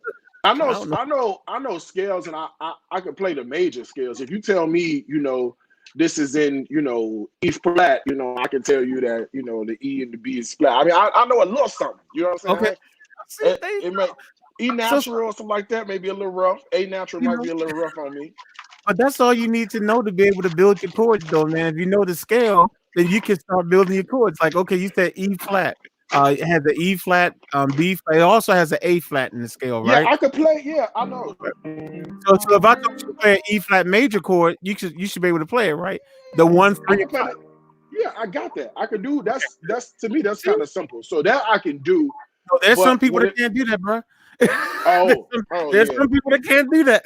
Well, to be fair, so I play alto sax throughout I remember you telling me that. Throughout most of grammar school and most of high school. So a scale I can get through. I know I can read the treble clef a little bit. You know what I'm saying? So I'm not coming with like zero knowledge. I'm coming with like, but it's still limited. It sounds better than what it is. You know what I'm saying? Like, so some of the stuff you be saying, I don't get. But then when you tell me, like put this chord over this chord over this note, I can do. So I just basically follow the instruction. Got you. You're a good student. I just do what you say. But the only thing is, so like the one thing that I be trying to do. So like for example, this is I'm watching you do Forever for Always for Love. Hold on, an ad might pop up. Okay. These are atoms. You gonna skip that ad, taking my money away, aren't you? I can skip it. You one of those, huh? I'm just playing, man. Yeah. So then what I'll do is I'll go back and so like, look. What's good, everybody? It's your boy, Sir Houtic. Yeah. Oh no, this ain't the one. Hold on, this ain't the one. You gotta do my song, man. My name is Shay, and I have a condition that I take a medication that's made out of human plasma. All right. So then, like, see, I'm trying to do it just like you do it. So then I'll pause it. Okay. And then once I pause it, I'll be like, okay, you did. And I want to do it just like that because you don't teach that. You teach.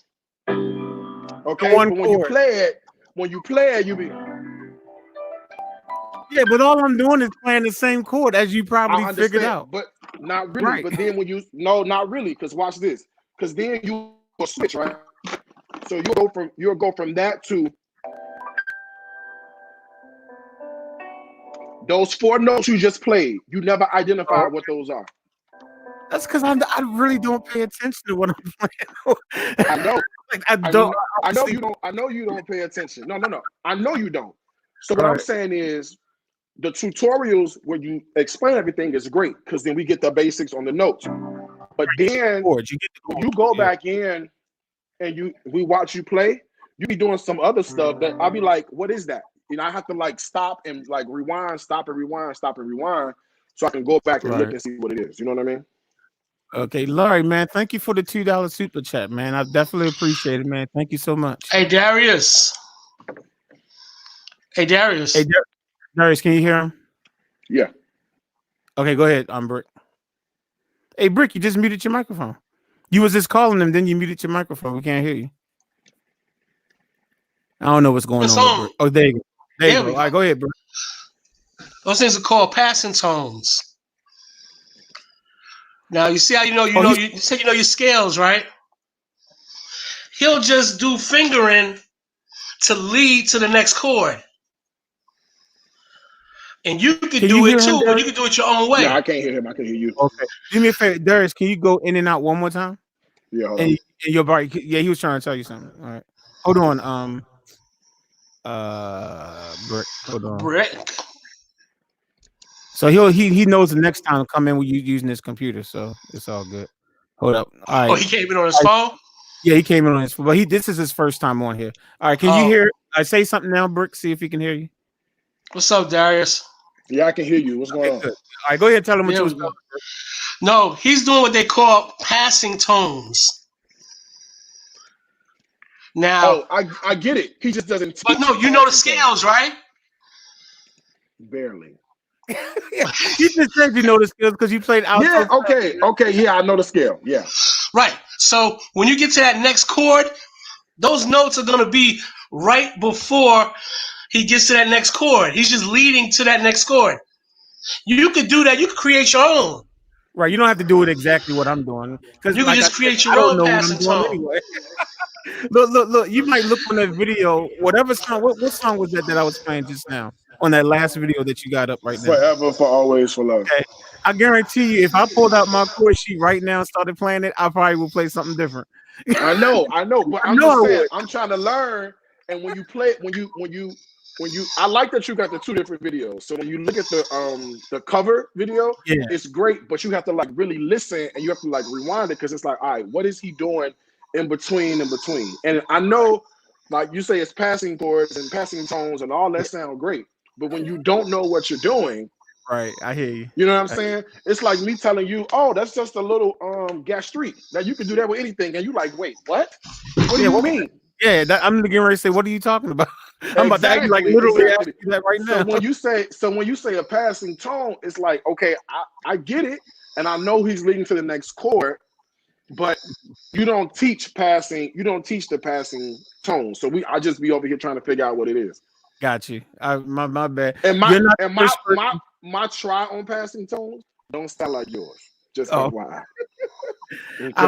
It's funny, but now you're not the first person to say that before, because I've seen comments before on videos where people would say, your chords are right, but you're not telling us what you're playing in between. And my response usually is because I have no idea what I'm playing. Yeah. It's just whatever my fingers do. Like, I guess, let me see something. Like if I go from,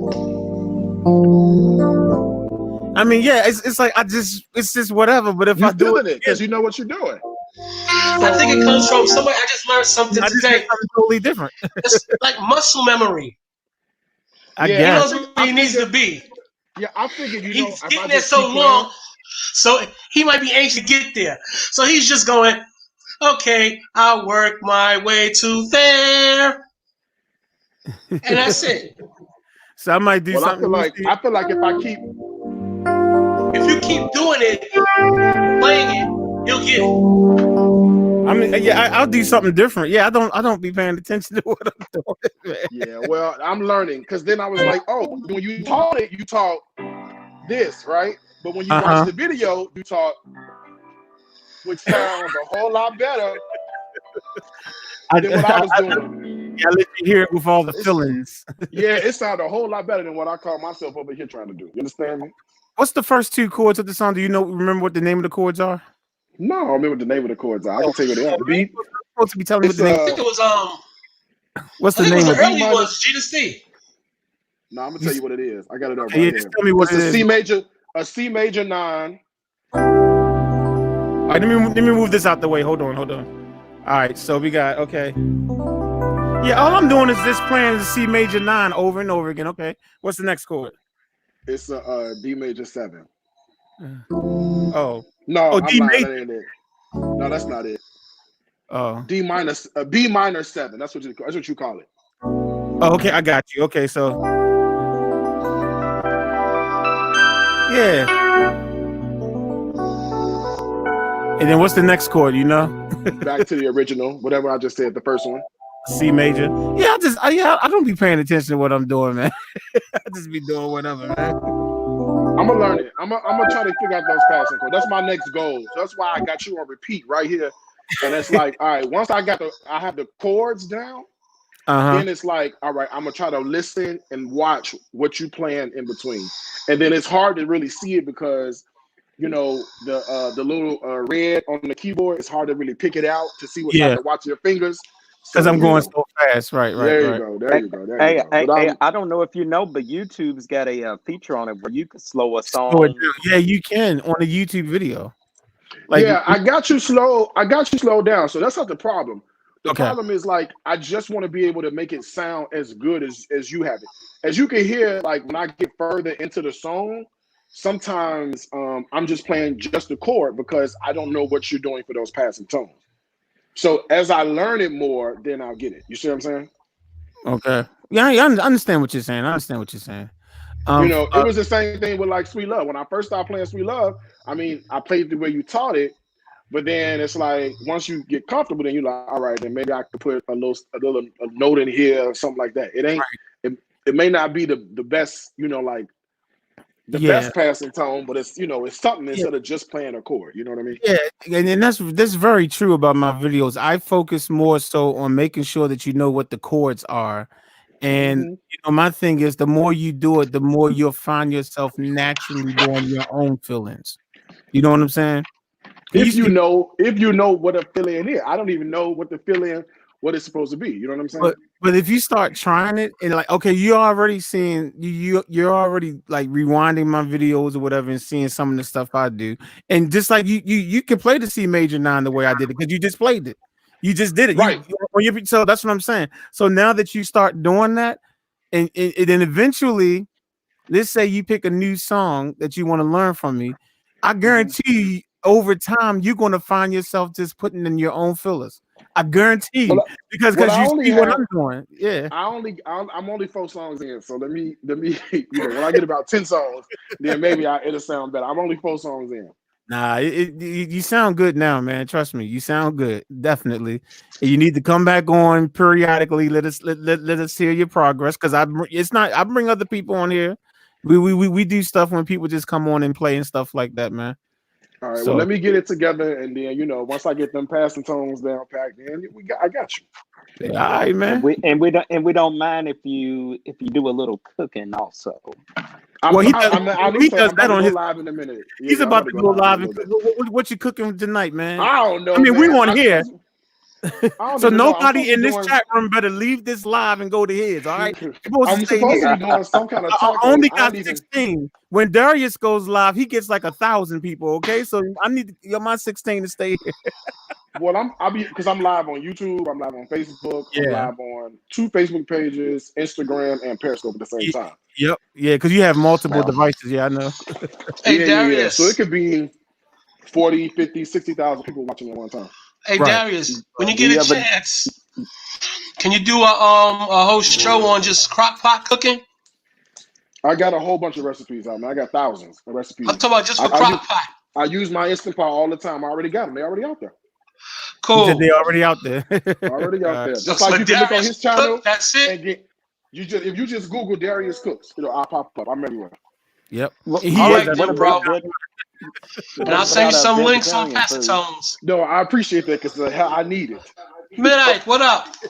But what you cooking tonight, Darius, before you get off I'm here? supposed to be cooking some sort of taco, and I gotta go smell my chicken and see if it's even still some good. I don't even know, man. Okay. But today's Wednesday, man. I know I'm a day by Taco Tuesdays. Listen, Chicken Wing Wednesdays. Doc, we in quarantine. It don't really matter I what know, day right? it is. You see what I'm saying? It don't matter what day it is. It really don't even matter. I feel you. All right, Darius. I ain't gonna Mike. hold you up, man, because I know you gotta get ready make your money, man. Yeah, I appreciate it. I'll talk with y'all later. All right, man. Peace. I'll holler at you, man. All right. What's going on, Mike? Chippity Chop. Yo, what's up? Hey, I had just, what's up, man? I just popped in for a minute to see, because dude was talking about those rolls. Oh yeah. He was talking about those rolls, and I was just, just gonna pop in and give my little 15 cent, man. It's the same thing, man. It's a feel basically. Right. Yeah. I don't pay attention to what I'm doing, so yeah. So it's like you play and then you just I just play and whatever. It just makes your stuff sound better. That's all. What's up with y'all? Not much, man. We just on here chilling. I wasn't expecting Darius Cooks to come on my live stream, so but it's all good. But yeah, we just finished our initial discussion. We was probably gonna go into a new discussion. But since you got your keyboard up, I guess you want to play something for us. So go ahead and play. No. I was just going to show him. Something. I mean, I'm working on something, but I ain't gonna divulge that just yet. But no, I was just going to show him something. I mean, it's basically what you just told him. I mean, from what I heard, I mean, it's just like if you're playing a chord. You know what I mean? So and he already figured it out because he played the C major 9 chord and he went up the whole piano. But he said he had to keep looking at my video over and over again to see what I did. So I think he get it. I think he get it. He's just nervous. I think I put him on the spot, like he said. He got nervous. Right. Well, no, but that is something that you when you do your tutorials. I mean, even though you probably don't realize that you're doing it, but a lot of people who are learning it can get confused by that. So, but that's basically what he was saying. Like, yeah, that's why I told him. I told him that other people leave comments about that too. But my thing is, the most important thing to get is the actual chord. That's the most important. The most important thing to get is the chord. Right. You know what I'm saying? It's like you can start learning how to fill in. Once you get those chords down, you'll find yourself putting your own fill-ins down. Right. You know but get those chords first. It's like, look, my videos are already long with me just showing the chord. Now imagine how much longer my videos would be if I go back and say, okay, well, between this chord and this chord, do this fill-in. Between this, that's true. That would be like my video would be like an hour long. Maybe you should just make a video. Maybe you should just make a video yourself explaining roles and how they work. It doesn't necessarily have to be any certain particular song, but just roles and like how you go up in the higher register to make your stuff sound a little bit better. Right. You know what I mean? I mean that's not a bad idea. And that might work. It might work. So yeah, I'm just popping in for a hot minute, man, just to say what's up. And I heard dude talking about it because look, that's something that you have to learn, man. I mean, like it makes your piano playing sound a little bit better. So I'm just popping in, man, just saying what's up to Johnny Wishbone and. Hey, Mike, did you ever get your problem fixed? With what? With the static that you had in your program? Yeah, I just I took everything that I was going to use for machine. I took them all out of there and just went with other stuff from Logic. I was going to tell you, make sure you go to Native Access also and get the update. Yeah, I did the update. In fact, I got to do the other one because remember that free program that they had gave away? The analog drums or analog sounds. Yeah, a week and a half later, it finally came up on my thing and said not installed. So I still have to do that. So I see that Sabrina sitting up there talking about Mike play something for us. There you go. All right, You might as well go ahead. I'm learning this. You got to do what the boss says. When Sabrina speaks, we all have to listen now. Don't start, man. Anyway, no, I'm learning this. Wait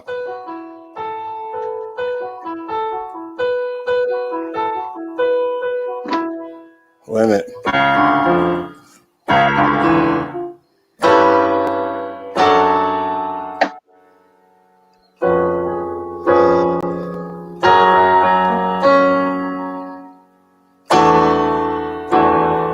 Golden Lady? Yeah. This is what I got so far. Yeah.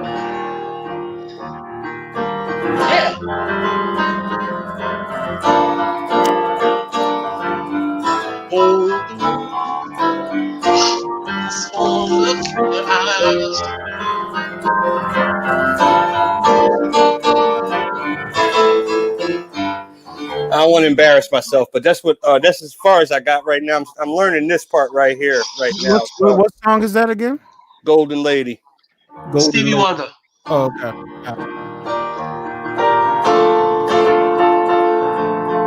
So I'm learning this part right here. Okay. So yeah, I'm working on that right now. Cool. So I'll catch up to y'all, man. Just want to say what's up. All right, man. Appreciate you coming through. All right, man. All right, Get it Tippity y'all Chop. later. All right, man. Peace. All right, man. I might be good. Later. Peace. All right. Cool. All right. I guess we all back to the awesome foursome is back, right?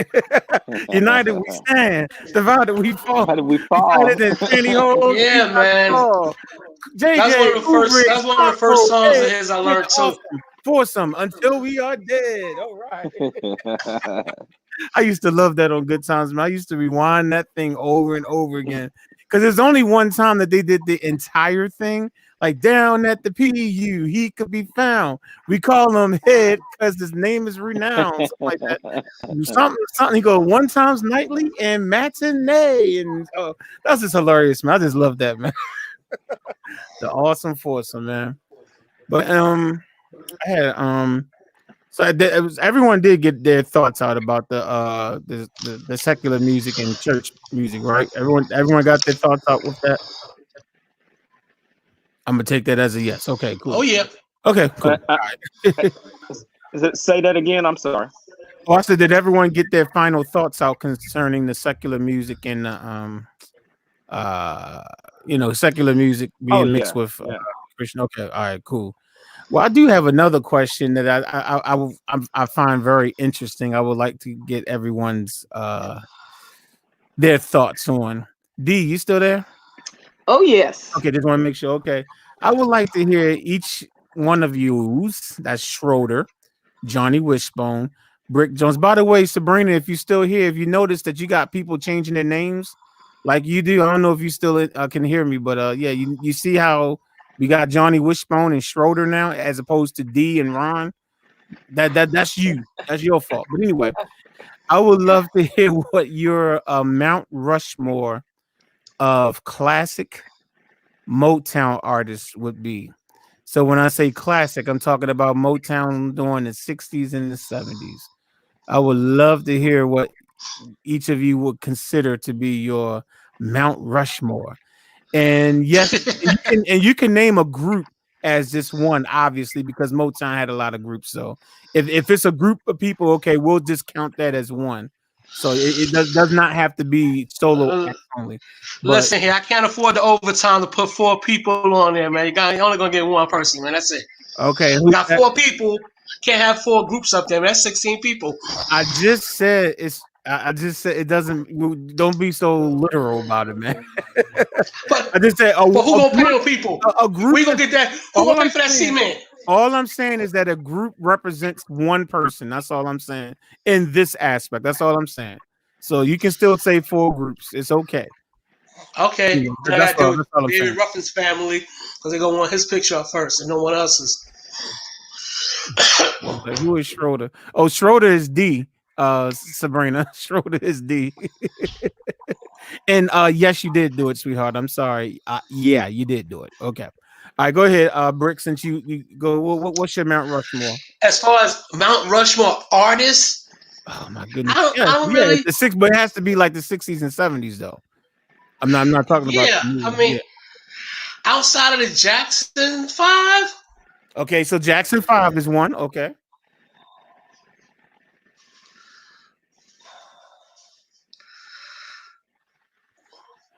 Okay, One Talk DZ already put his Marvin up there. Gaye.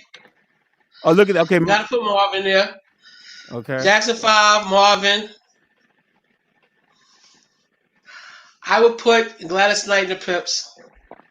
Okay, so you said the Jackson 5s, Marvin Gaye, Gladys Knight and the Pips, and who else? I guess I have to go with the Temptations. Hey, you say that like that hurt or something. right. Like you said that like it hurt. Oh, I guess I'll go with the what they call it again, the Funktations, the Dope Tations. Oh yeah, the Temptations. Yeah. Yeah, you said like he had an attitude about it, like right. Exactly. So what? You don't feel the Temptations like that, man? Not really. What is wrong with you, man? What's wrong with your ears, man? Ain't nothing wrong with my ears. Their music is good. I just don't like them. I don't know. I like the Eddie Kendrick solo stuff. Eddie, oh yeah, keep on trucking, baby. I do like that one. I like keep on trucking. Like it too. I like keep on trucking. I'm not that familiar with all of his singles as a solo artist, but I'm familiar with Keep On Trucking, and I'm like, yeah, that one's nice. I like that. Okay. All right. Well, One Talk DZ said that it's the Temps, Marvin Gaye, Stevie Wonder, and the Four Tops. So he didn't even mention the Jacksons. Okay, interesting. We want to slide on over to Ron though now, and let me just make sure I say this. Hey, Larry, thank you again for the you gave me a second super chat, $5. You said normal doesn't. I don't understand what you mean by normal. And you said fix it whenever you get a chance. There's nothing to fix. Is all I do is just click a box that says allow super chats. That's all I did. So I'm not sure exactly what you meant by that. But anyway, I do appreciate it, man. Thank you very much. All right, sir, Ron, what you got, man? Mount Rushmore. Well, I actually agree with everything that 112 DZ said, because I would have picked them and it made sure that I included the Jacksons also. I am not well, you don't have to fix it then, because Mount Rushmore is only 4 presidents, man. So you're gonna have to fix it. If you're gonna include the Jacksons, you're gonna have to take somebody off. Okay, so Stevie Wonder, Marvin Gaye, the Temps, and the Jackson 5. Okay. So you'll take the 4 top off. Yeah, I didn't like the Supremes either. I'm sorry, I did. No, I mean, I'm not like a super duper fan of the Supremes either. I don't mind them, but I never would. But I'm not super duper about them either. I'm not super duper about them. Yeah, I'm not either. I feel you. I got a question. Stevie Wonder was he was more Tamla than he was Motown, right? He was what? Tamla. Tamla was I think that was Motown was still the it's mother the Motown sound, but I mean, yeah, Motown was still the mother company. It was the branch. The classic, like Motown classics are basically. No, Tamla is just a branch of Motown. Kick Gladys Knight off too. I think Tamla was just a branch. No, I think Tamla was still Motown Records. I think no, they were. But it wasn't Motown. No, it was Motown was the mother company, and then Motown would give different people, companies under the Motown umbrella. So it's still backed by Motown. You know what I'm saying? All right, then we'll leave it at that. Because that's why I didn't want to put. That's why I was like, did Stevie leave when he started doing his solo stuff? And that's why I was lost. Stevie was on Motown forever, man. He might still be on it technically. I don't know. Hey, guess who else was with Motown? Jermaine Jackson. The Boys. Oh yeah, the Boys was Motown. You got that right. That's right. But you know what? Their initial contract was with MCA, But what happened is that they signed with Gerald Busby, and then right when they signed with Gerald Busby, that's when Gerald Busby got the job, got Berry Gordy's job. And so then he moved to Motown, and then so he was able to take the boys over to Motown with him. So yeah, but when we saw the boys, they were Motown. But my understanding is that they were initially MCA. Jerry Busby was like, okay, yeah, that's what I want. Cool. And then all of a sudden they was like, come over to Motown and be the boss at Motown. And Joe said, bye, MCA. Hey, y'all 4 boys, come with me. I'm taking y'all with me. Right. Jason Weaver was Motown. Yeah, I think Jason Weaver was Motown. He's the one that played Michael Jackson in the famous Jackson movie, the one that everyone knows. That was the one that played the second Michael Jackson, the second one. My man Lawrence Hilton Jacobs. Oh yeah, Coach Papa Joe. Coach. Hey, he played a good Joe Jackson, man. Yeah, man. It's like it's funny. I never heard of. I didn't even know who their father was until that movie. So you know what I'm saying. It's so when that movie came out, that series, and I was like, wow, they had to go through that. It's like, yeah, Hilton Jacobs, man, Lawrence Hilton, he played the heck out of that. And then when he had the eyebrows like him too. Yeah. And then when you see how Joe was, you know, in later years, we saw more of Joe, and I'm like, that dude really did play. He really did imitate this dude. You know, when you see the real Joe Jackson, when you saw him, I'm like, listen, Lawrence Hilton Jacobs, John Amos, a lot of underrated actors in our community, man. Oh yeah, John Amos definitely was because the same guy that played Joe. What's his name again? Lawrence Hilton Jacobs. Yeah. Okay. Yeah. He was also in Roots, wasn't he? No, I don't know if he was in Roots. No, John Amos was in Roots. You know, the father. He was in Cooley High. That was Coach East from Cooley High. He was in Cooley High. He was like the star of the movie. He was star of Cooley High. Made that. Got killed at the end. He was a star of Welcome Back, Kotter before John Travolta. He made John Travolta's Freddie Boom Boom Washington. Yeah, he was on Welcome Back, Kotter. You remember that song? Welcome Back. Yeah. The dreams was your ticket. He was one of the sweat hogs, as they called it. Yeah. But Sabrina, we said 60s and 70s. Well, Luther was what you talking about? Luther and Anita Baker? She's gonna make all putting them on Motown. Yeah, I don't think Sabrina. I don't think Luther and Anita Baker were Motown. I don't think they were. Was Chapter 8 on Motown? Chapter 8 is the group that Anita Baker was on before she went solo.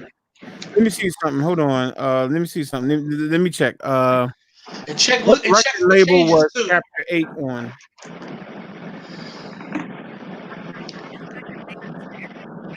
And Capitol Records. Capitol Records. So yeah, so yeah, that was Capitol for Chapter 8. Let me check with Luther. Hold on. The group changes. What record label was Luther Vandross on? Luther Vandross' record labels include Epic Records, J Records, Legacy Recordings, and others. Yeah, it says Virgin Records too. So yeah, he wasn't Motown either.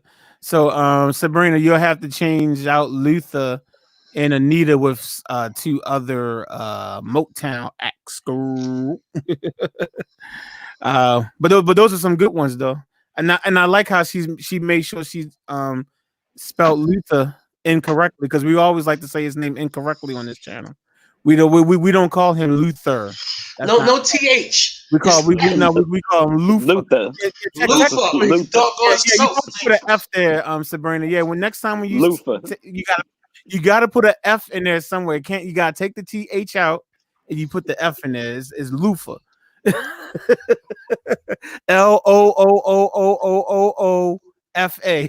Luther.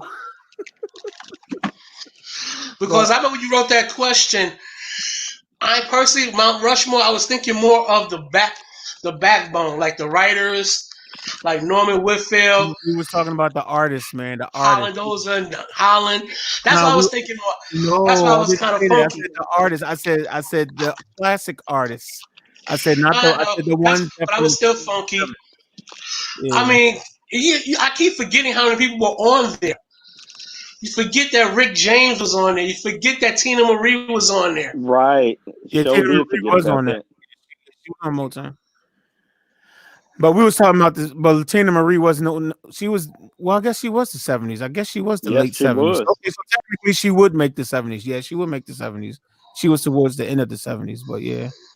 But so D, you still there? Uh-huh.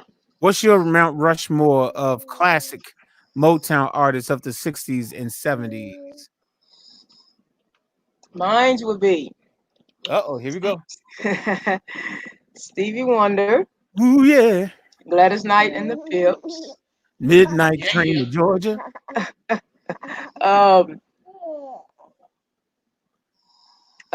Man, I just had a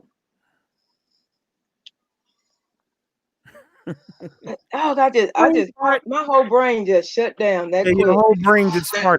She must have been thinking about Marvin Gaye then. Yeah, Marvin Gaye. Did I say Marvin Gaye?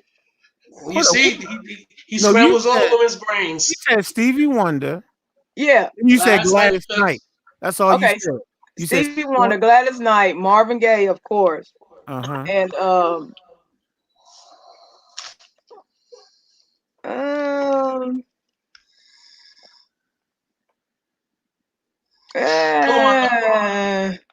Jason Weaver. I've never heard of that. I go with the Temptation. Oh, you go. Oh, you sound just like Brick. You sound right. Okay. The Temptations, like somebody's twisting your arm. Why y'all doing that to the Temptations, man? You're the one that said you just took that song and rewrote it, didn't you? Yeah, I did.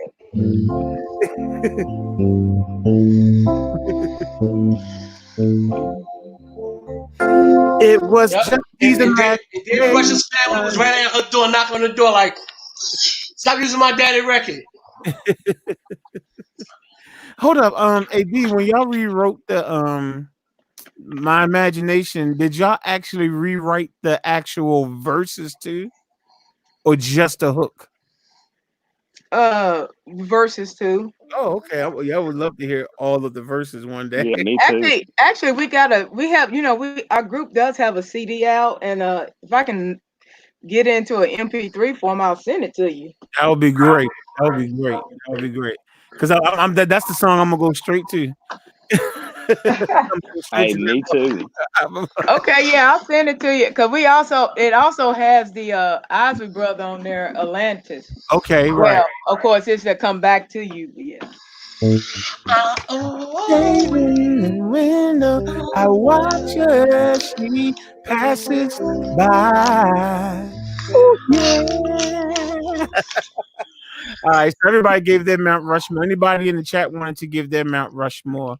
Hold up. Rocky gave his. Temptations, Stevie, Marvin, Jackson 5. Okay, that's a good one. Definitely a good group of what we call? Oh, Mount Rushmore. Good. What did I call it?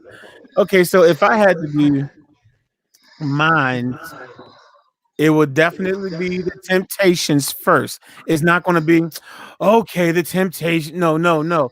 I'm a proudly say Temptations first. I'm a proudly say the Jacksons second. I'm going to proudly say who's 3 and 4. I mean, definitely Stevie Wonder. There's no way I could leave Stevie off. So Jackson 5, Temptations, Stevie, and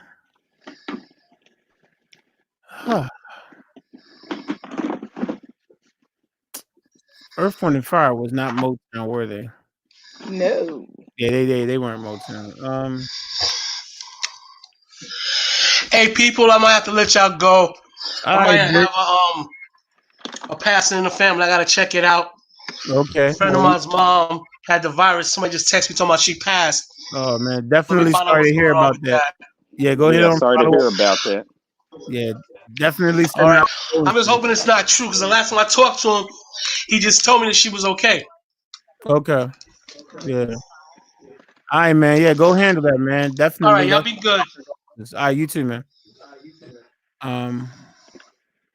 I guess I would have look the way y'all kept saying. I guess the Temptations. I guess I'm gonna have to say it like that with Marvin, with Marvin Gaye. Okay, I and I Yeah. guess guess the Marvin Gaye. Temptations. So I the way guess. y'all did the Temptations, that's how I'm doing Marvin Gaye. Okay, well, I guess the fourth one would have to be Marvin Gaye. So again, I proudly and first say Temptations. I proudly and secondly say the Jacksons. I have no issues with Stevie Wonder. And I guess if I had to pick a fourth one, I guess I could say Marvin. But I'd be lying if I said I was a ridiculously big fan of Marvin Gaye like that. Um uh Definitely has some good music or whatever. But I mean Marvin is cool. I like Don't get it his. Yeah, I like his later stuff. I didn't really like. I liked the stuff that he had done back in the early Motown days, but I really am more feeling his later stuff that he done. Like Okay. Got to Give It Up, like Got to Give It Up, Sexual now Let's Get It On. Yeah, I Yeah, like Sexual Healing. Let's get it on. Yeah.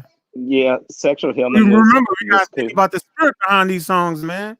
I know, right? We're not And what's trying to that make other? the gospel. Oh, I'll tell you something else I love. I love Distant Lover also. Oh yeah. Distant lover, Yeah, that was nice. lover. Lover. I think I did that song. Ooh. If I'm not Yeah. mistaken, I think I have a tutorial for this song. Yeah, I think. My favorite part where they play that A for like 16 counts.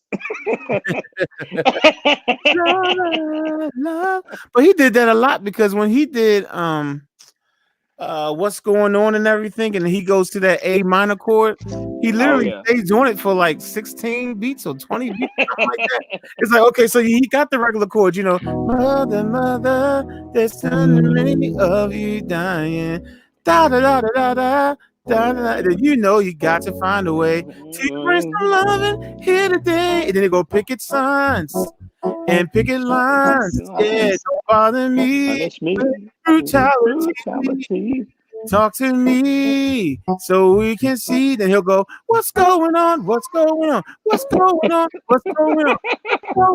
What's going on? And then he'll go, whoo. And he Yeah. stays on that chord. He never he stays on that chord for like 20 to 24 beats. Yeah. Like, whoo. But that's the same way he does in Mercy, Mercy Me Yeah, it's too. the same chords. The whole song. Yeah. It's the exact same chords as What's Going On. It's the same chords. Mercy, Mercy Me, and yeah. And then when he goes to what's that that? A-7, he just stays on it. Hey, what's that other song that he done also? I seen a YouTube video.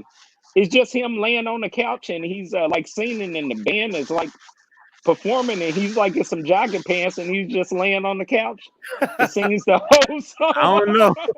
I mean, he was cool like that. I mean, he had the guts to do things like that. I know that because when he did the national anthem with like a drum machine playing in the background, he got the guts to do anything with the way he did that. I wish yeah, somebody in the that was chat would tell good. me what song that was where he was laying on the couch. Anybody in the band is- chat room know? Yeah, the band was playing and he's laying on the couch just singing the song. I mean, like he was hungover or something, but I mean, he killed it. Well, he could have been high. He could have been high. Yeah. He did drugs now. Yeah, that's definitely Okay, so I have a question now. Uh-huh. Who did the national anthem better, Whitney or Marvin? Whitney for me. And I know Whitney. Marvin's version. I know Marvin's version, and a lot of people would say Marvin, but Whitney hands down. I mean, ain't nobody sing that national anthem the way she did. Didn't she make it go number one? If I'm not mistaken, I think she made the national anthem go number one. Let me double check that. Let me see something. Hold on. I think it's the only time that our national anthem was like number one on the Billboard chart. Hold on. Did Whitney Houston make the national anthem go number one? According to ESPN.com, Houston was 27 when she sang The Star Spangled Banner at Super Bowl 25. She was already the first artist in history to have 7 consecutive singles go to no. 1 on Billboard's Hot 100 pop chart. When it said no, that was supposed to be number 1. So yeah. So Whitney actually made the song go number 1. Who in history took the? Not even Francis Scott Key could have done that, and he wrote the daggone. and not even Roseanne Barr. Oh well, we know she wasn't, man. Now that will be who did it the worst. Who did it the worst? It wouldn't be those ones that had a bad, because Shaka just messed it up not too long ago, and then you had some other people, but the person that did it the worst was definitely Roseanne. I don't know what. but who thought it was a good idea for Roseanne Barr to do the national I guess they was just trying to say, oh, let's just be comical. I guess I don't know. She's a comedian. Maybe they thought that we would. She made a lot of people. Yeah, she made a lot of people mad. Mm-hmm. And now look at her. She lost her little reboot. Remember when they rebooted her show? And then she did something. I can't remember. She said something, and all of a sudden, when season 2 came out, the show was just called The Conners. Remember? Yeah. And she was so she used to making people mad. She lost her own TV show. Yeah, she is. She's always been that way. Uh-huh. I can't even remember what she said, but it was bad enough for them to take off. Oh yeah, I can't remember. Bad enough for that. Hey, to write her off her own show. Right, her own show, and everybody else was able to stay, and they just changed it. Like season 2 basically was just simply called The Conners. When it came back, because a lot of them was like, a lot of them people that played on that show, they hadn't like worked in forever. You know what I'm saying? Right. So I finally get some work. And then she go and say something stupid. And then but she was okay with them still working, in my understanding. She didn't. Yeah, she was. Yeah, she didn't want them to lose the thing, so she said, "That's fine. Just take me off the show then, and let them get their thing." So the craziest thing about that Roseanne, I know we off the music topic, but the one thing I have to say is, how are you going to kill Dan on the last season of the original show? And it was already silly, because he literally had died the season before the last season, and then the last season was just a lie. And she said she just made up the whole last season. And on the final episode, she said Dan actually did die at her daughter's, when the daughter got, married or whatever. He actually died, right? So okay. So it was already a messed up last season, because he was still in the season and everything. Then we find out he did. Then they're going to reboot the show, and all they do is just crack a couple of jokes. And if you look at it, I looked at just that first episode. I said I wanted to see how they're going to address the fact that Dan is still alive. And I mean, they said some funny things. I can't remember exactly what was said, but it was some things was like, oh, I thought she was dead or something. It was like, well, I'm back. It was something like, well, I'm back, baby, or something. It was something silly like that. And then they just let it go. And I'm like, well, then if they could do that with him, and if they ever make a remake of Good Times, they need to bring John Amos back. You need to bring. I mean, he did that. He did that the thing in December, and he even admit that his memory is not the same anymore. But that was live television. Oh, of course. That was live. Yeah. That was live. So I mean, if they bring back Good Times, they could still. It wouldn't have to be live TV like that. Because if you remember, there was a spot on that thing in December where he just stood there. And you could tell he forgot his line, and he was just standing there. And then the actor that was from that Netflix movie, what was that about those boys that got accused of raping the lady that didn't do it? The something 6. I know exactly. I seen. Yeah, it was the actor from that movie playing Jimmy Pearson. And then what he did was he just went head on and just, once he realized that John didn't remember his line, he just kind of just went on with the thing and kind of saved it or whatever. So, yeah. So and I heard John say after that, he said, well, yeah, my memory's not really the same anymore. Yeah, I'm sure. He's what, in the 70s? He might be even, let's see. Hold on. 80s. Might be in the 80s. How old is John? He's not that old. I thought him and Jimmy Walker was around the same age. 80 years old. Oh, he's 80? Yep. 80 years old. How old is Jimmy Walker then? Jimmy Walker's in his 70s, I want to say. Hold on, let me see. Because they weren't that far different in age. How old is Jimmy Walker? Jimmy Walker is 72 years old. 72. So there was only 8 years difference. There was only an 8 Wow. years difference. It's funny, like how TV sitcoms do stuff like that. It's like, yo, this man is only 8 years older than you playing your Right. dad. I'm like, that means he was having sex at 7 years old. Right. Got a girl pregnant when he was 7 and had you when he turned 8. I don't think so, but it's all good though. It's all good. It's TV. I get it. It's Yeah, yeah. But yeah, man. I don't know if I have too much more for this evening, unless it was something else that you wanted to talk about. No, man, I've had a good time. It's Yeah. It's helped me relieve a lot of, we as humans, sometimes, with all of this going on in the world, we do go through brief periods of anxiety, which is just the human side of us. I stay prayed up and stuff, but you still kind of worry. So it kind of took that worry away for a while. Not that I'm a big worrier, but right. just so much is happening. Yeah, I mean it's cool just do the live streams and help take people's mind off of things, man. It's nothing wrong with that. I had a good discussion, and tomorrow I already have some ideas because my producer already gave me some more ideas to use for the discussion tomorrow. So I already got some other. I just have to pick which one we're going to use, but it should be some good stuff. And I know Andrea said that she'll be able to come on tomorrow. She usually has a lot to say about stuff when she comes on, so she said she'll be able to do it tomorrow. Yeah, this probably would have been a good discussion for her. But what I told her, because she talked to me on Facebook today when I posted the link on Facebook. She said, I said, you know what? She said she has a lot to say about that. I said, well, you know what? I'll give you a chance to say it when you come on tomorrow. so I'm gonna give her a chance. There you go. I'm gonna give her a chance to, we'll revisit it, give her a chance to get her thoughts out, and then we'll move on from there. But yeah, man, I appreciate you coming on. Will you be able to come on tomorrow? I'm a try too. Okay. I can't guarantee it. Got you. Because I got the little one in, and how Oh yeah, that is. I saw him just chilling with you. Just I saw him chilling. At least he didn't turn your internet off this time. Ah, man, that was crazy, man. That was crazy. He unplugged the whole house. He was like, gaga goo, gaga. Ooh, let's see what this button does. Clink. Oh. Hey, Rocky, I'm actually still working on it. I'm still trying to learn it. Okay, and I have a question to ask because Mayoli trying to get all up in my business. No, I'm just playing. All right, so what I have behind me is basically the keyboards that used to sit over here. Well, I guess I should point this way. If y'all remember, I used to have 2 keyboards that sat to the side of me.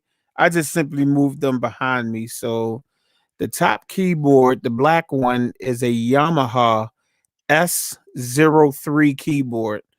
I do have a video of me going through the sounds of that keyboard. If you're just interested in what it sounds like, just type in, I guess, House of Jazz Yamaha S03. I have a video where I went through and then I showed that keyboard. The one on the bottom is the original Motif keyboard. It's called the Mo 6. It's the one that was, every time they came out with a Motif board, they always came out with another keyboard that had the same sounds, but it cost less because it didn't have all the features. So that's the one that cost less than the real Motif, but it still had all the original. So all the original Motif sounds is in that one. That's called a Mo 6, MO6. So the top one again is called S03, and the bottom one is called Mo 6. And both of them are by who? Yamaha, because that's all we do around here.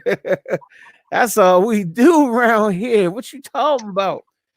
Anyway, but yeah, that's all it is. This basement is going to be with, of course, I already got my cord. I'm going to get my Roland next. Then I will get me a Yamaha. Then a Nord. But you gonna get a Nord too, huh? And those You things like are him? No, you expensive. like him Nords? I didn't like him. I never was impressed by when I would go in the store or whatever and play.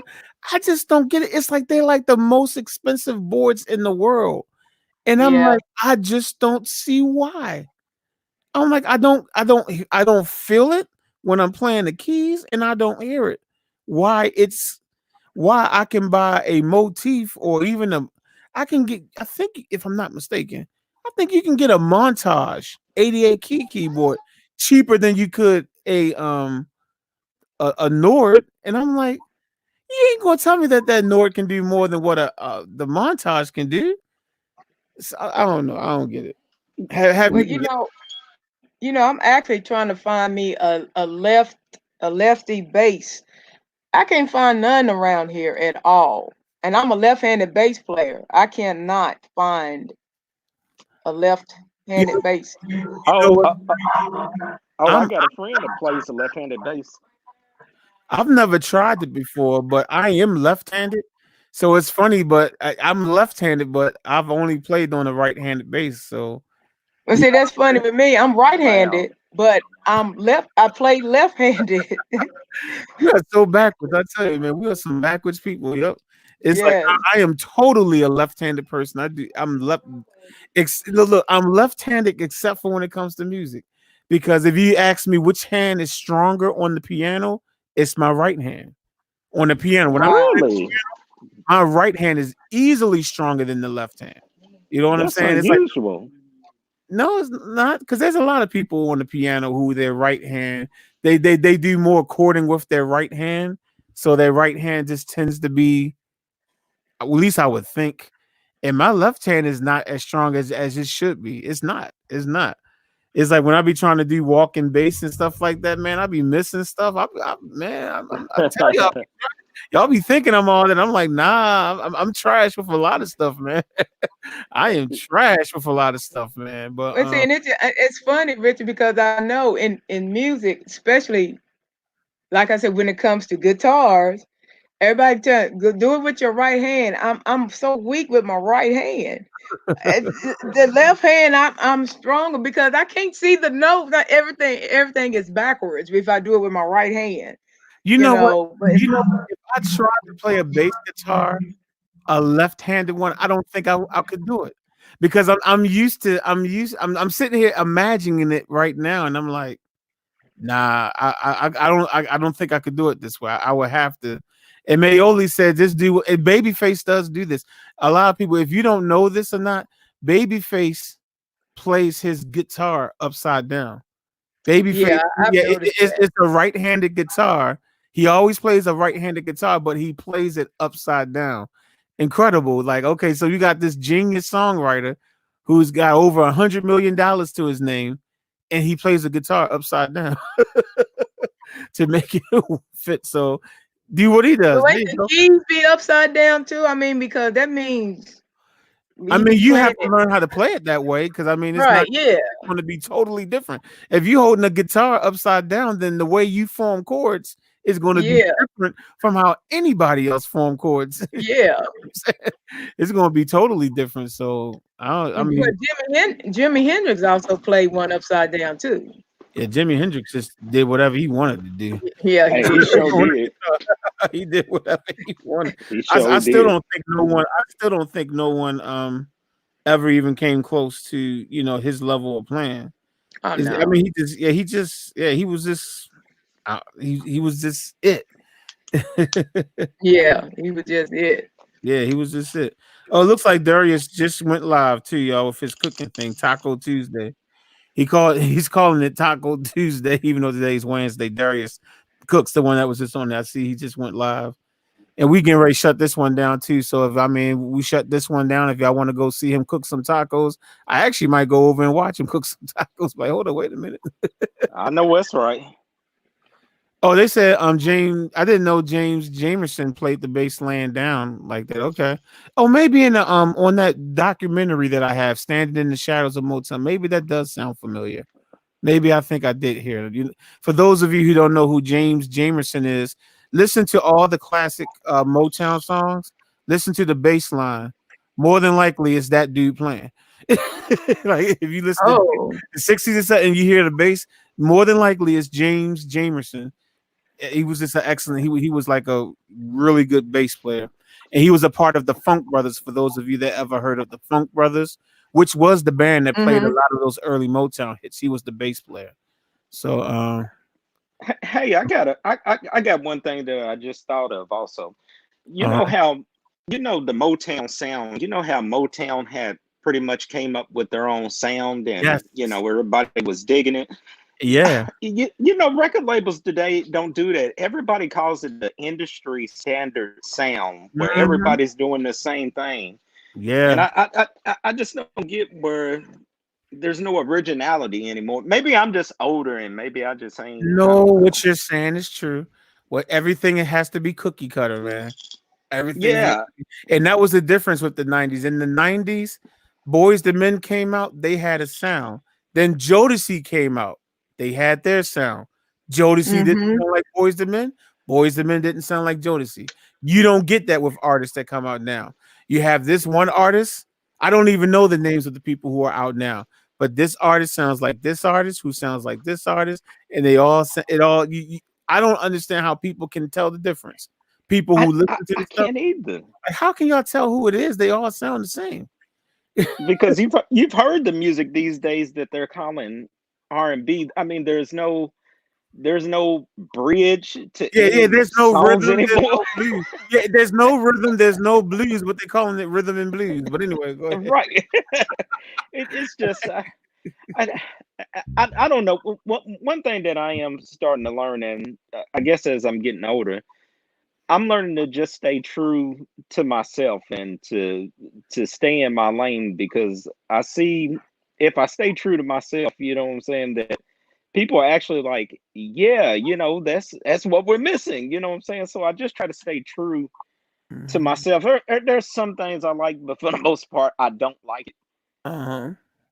But I've learned that Bruno Mars, I seen a clip of him, he actually played a lot of his own music in his songs, and he played drums, he played the bass, all of that. Yeah. I don't listen to him. I don't listen to his music. I'll admit that, but I have checked him out and was like, but at least he's making music. Yeah. I'll give him that. I'll give him that. I'm like, he's making music. I just, for what I think, if I was still really listening to new music, I just don't give new music a chance anymore. But if I did, I think I would probably be his number one fan. So it's not even him. It's not even him that makes me not listen to him. It's really the other people in the industry that just make me. I just don't want to hear nothing new. It's like all I listen to is old stuff. That's all. I'm like, it's like I don't want to hear this new crap that's out, man. That's just me. Well, I think Bruno Mars has really brought back what music was, Yeah, absolutely. Supposed to be, especially with the album he had. I was like, man, he just really brought back that sound. Yeah, he did. He's extremely talented, and I'll give him his props because he's good. He's very good. And I really need to take the time, especially since we're on quarantine.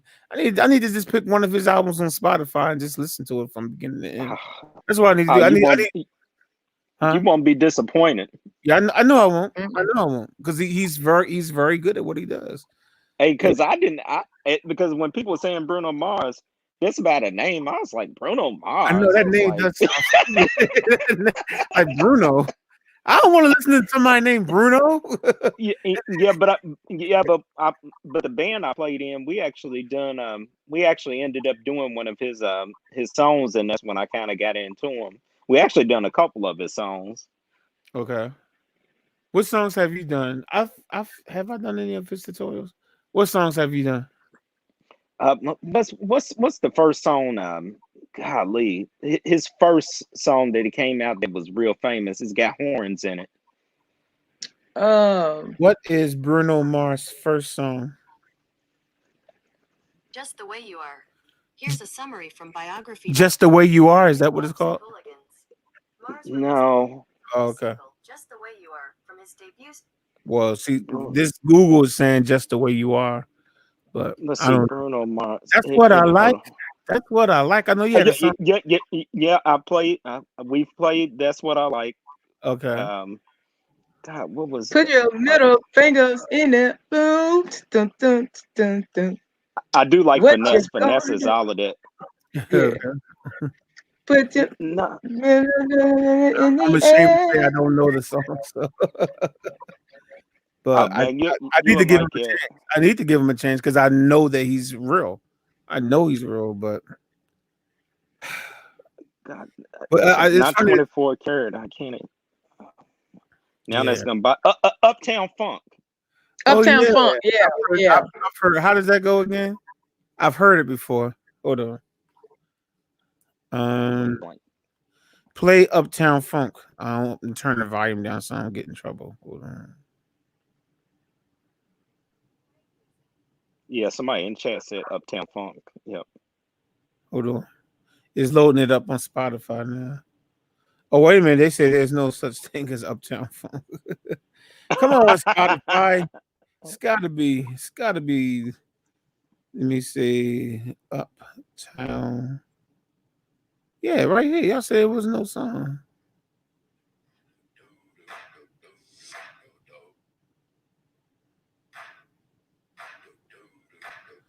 I don't know. I don't want to play it too much because I might get hit. But yeah, but I've heard the song before. I know I have. I recognize the title. So you saying your band has done that before? Yeah, the band I was playing in. Did you write Christian lyrics to the song? You always gotta say something smart. I was setting it up. I said, you set him up. I was like, I'm gonna set him up. He ain't gonna know it's coming. I was like, he ain't even gonna know it's coming. Hey, man, this band I played in, we was far from gospel music. Oh, okay. Oh, you think you ain't heard nothing yet?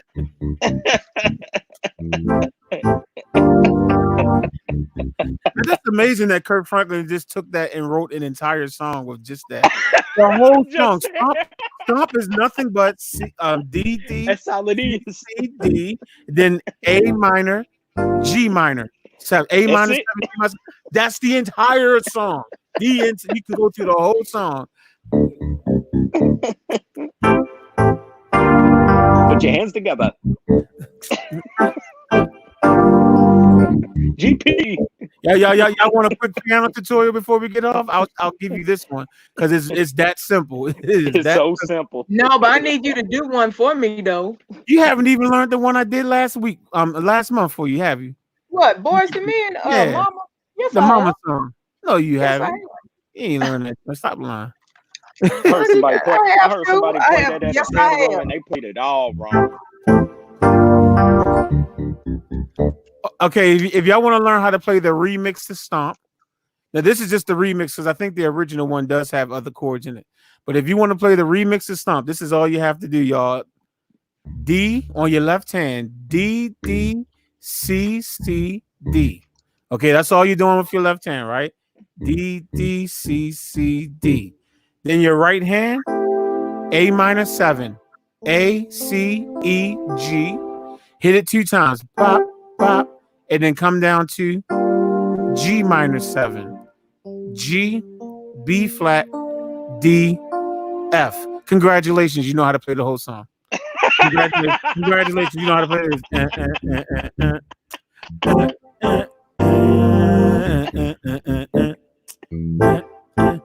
JP, are you with me? Hey, are you with me? We having church, we ain't going nowhere. When I think about the goodness and fullness of God, that's the end of the piano tutorial, y'all. That's the whole piano tutorial. Now, can I get mine in, please? What's your song, D?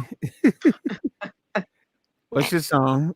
It's gonna be something hard. Watch.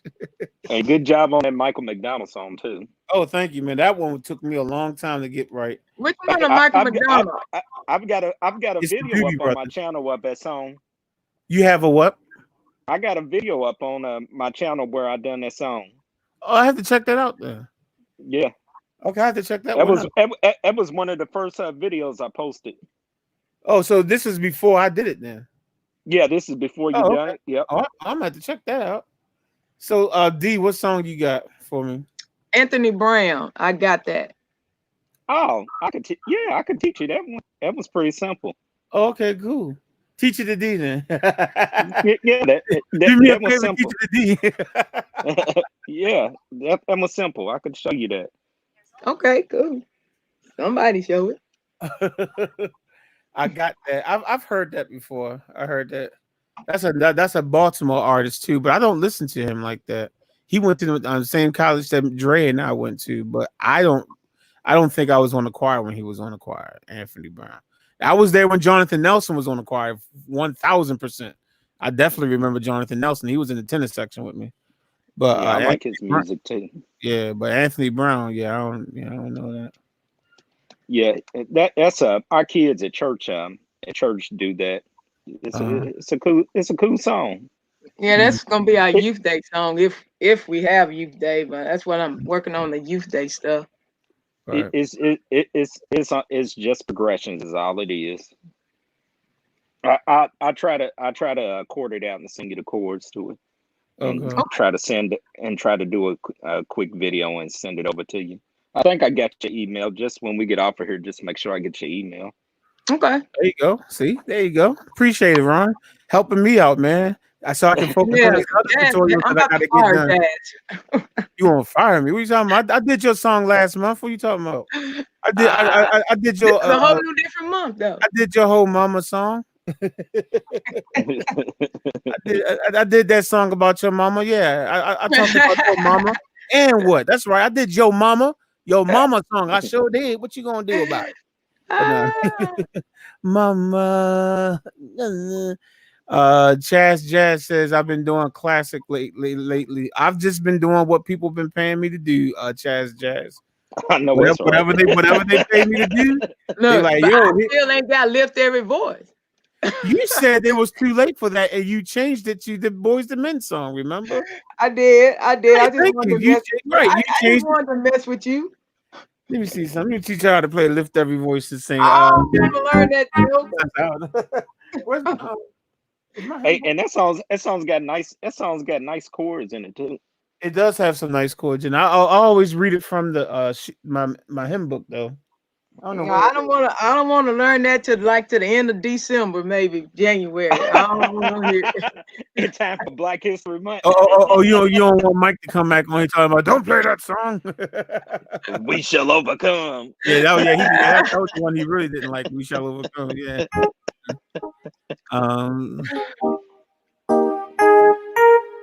So lift every voice.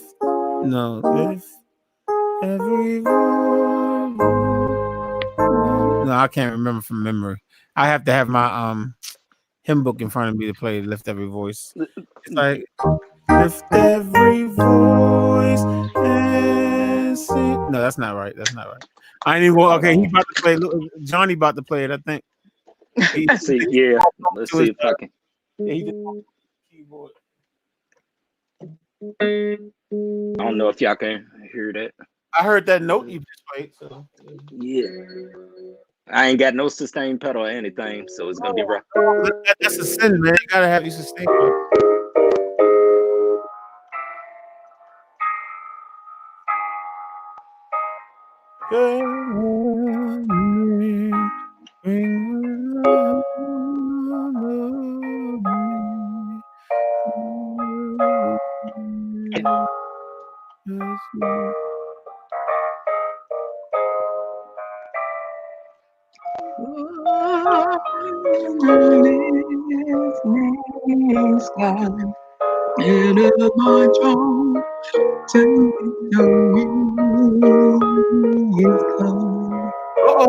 I heard that. That was some stuff right there. He said, let me put some blackness, some more blackness. It's already the Black National Anthem. Hey, that drives my bass player crazy. You just threw him off. I bet you threw him off for that one.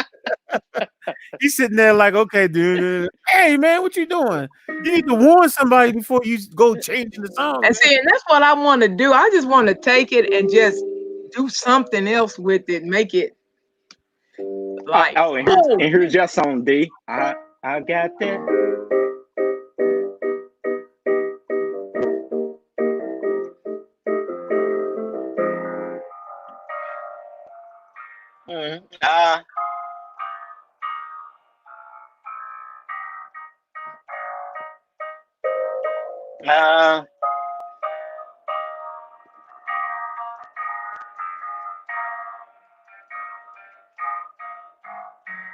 Sorry.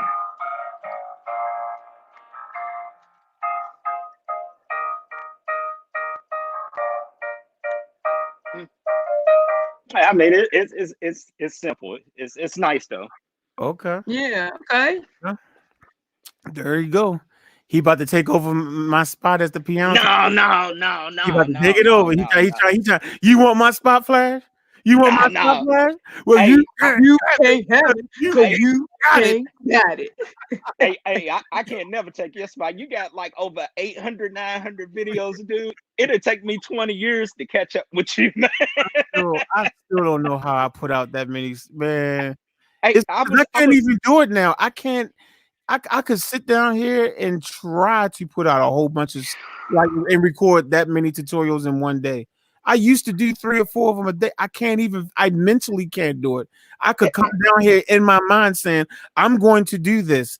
And I'll struggle just to get through the one.